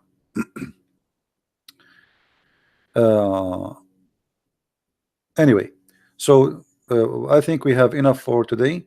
The video today will be long, but if you guys would like to download it, feel free. If not, we will remove it after a few hours, or maybe we will keep the conversation with our friend here, the one Hassan, the one who called us. So I want to say thank you. And the Shia made Quds Day in Israel for Palestinian Sunni. The Shia, you see, the Shia, they are smarter than the Sunni. The Shia, they knew how to fool others when it's come to appealing, but in fact the Shia, they don't really want to fight Israel. As an example, you see the Shia Iran using the Shia Hezbollah in Lebanon to fight Israel, but the Shia Iran will never go in war with Israel. Why? So the Persian here, they control the Shia Arab and they use them for their agenda. So the appearance is Shiaism, but in fact it is more than this. It is Iran as Persian expanding the empire again, using Shiaism this time. So they are sending teachers to Africa because of the help of Chavez, as an example, in Venezuela. The Shia now, they have villages of Shia immigrated from Lebanon, from Iran, and they live in Venezuela. They open stores, gas stations. The vice president of Venezuela right now is a member of Hezbollah. So Shia, maybe it is a sect as religion, but it is nothing but a political movement seeking power and control, and they are controlling the drugs industry. Most of the income of Hezbollah is from cocaine and heroin, same as the most income of Taliban, of the Sunni. Most of the income of Afghanistan as Taliban is cocaine and heroin. So they have no limitation how far they can go. It's a mafia mentality. They are mafia, but the appearance, they are religion. The appearance, they are decent, to grow beard and the appearance, they are people who reject violence. But if you go deep, like, you know, there's a guy, his name Imam Tawhidi. I don't know if you heard of him. If you hear this guy, you think that this guy is an angel, but the book he read, claiming that he reject the books which teach violence, he's a hypocrite, he's a liar, because the Quran teach that, and the Shia books teach that, and the school he graduated from, it teach that. So what this guy is talking about? But the Shia always, they practice taqiyya. It's like their bread and breakfast. Taqiyya, which means to lie for the purpose of your propaganda, your agenda. So he is willing to say anything you like to hear. This is what Shia they do practice. This is why I'm saying they are more successful from the Sunni. The Sunni, they lie, but they cannot beat the Shia in their lies. So Shia, they go far beyond your imagination when they lie. They are willing even to deny their religion just for the sake of their propaganda. It's called taqiyya, and it's lawful for him to do it. So they will say to you anything you like to hear, anything, whatever it is. If you say to them, the sky is yellow, they will say the sky is yellow. Whatever make you happy. It's red, it's red. You are against terrorism, we are against terrorism. But the fact, the first suicide bomber in the Middle East was from Hezbollah, was not a Sunni. This is the truth. The first suicide bomber in the whole Middle East was a Shia from Hezbollah, and after that all Islamic Sunni, they are copying the Shia. Everything you see around you from terrorism, why after the revolution of Iran, the Muslim Sunni, they start making militant groups? Because they look at the Shia, how they were successful to have their own state, and the Shia, they sponsor other Muslim Sunni to have their own states, so they will not be alone as Islamic state, so they will be target of the whole world. And this is why you see in the beginning, from the beginning, the Shia, they sponsor the Muslims Brotherhood. But then the Muslim Brotherhood, they turn to be they give more babies like Al-Qaeda and like ISIS, and then ISIS, they cause a problem for the Shia. So look what they do. They sponsor evil, and then evil come back to them. The same as America. America in the beginning, they sponsored the evil of Al-Qaeda, and even Osama bin Laden, he was called in certain time in America as a hero. He's a hero. You know, in New York Times you will see it, the article. The CIA, they go and train them, and they give them weapon, and then Al-Qaeda, they return the favor to America by doing 9/11. So when you sponsor evil, always evil come back to you. And we should learn from history, otherwise we are a bunch of fools. Never ever sponsor evil, because it's going to come back to you. With this, I want to say thank you for being here. May the Lord bless you all, and until we see you maybe tomorrow again, Christ is Lord and Islam is false. Thank you very much. Take care.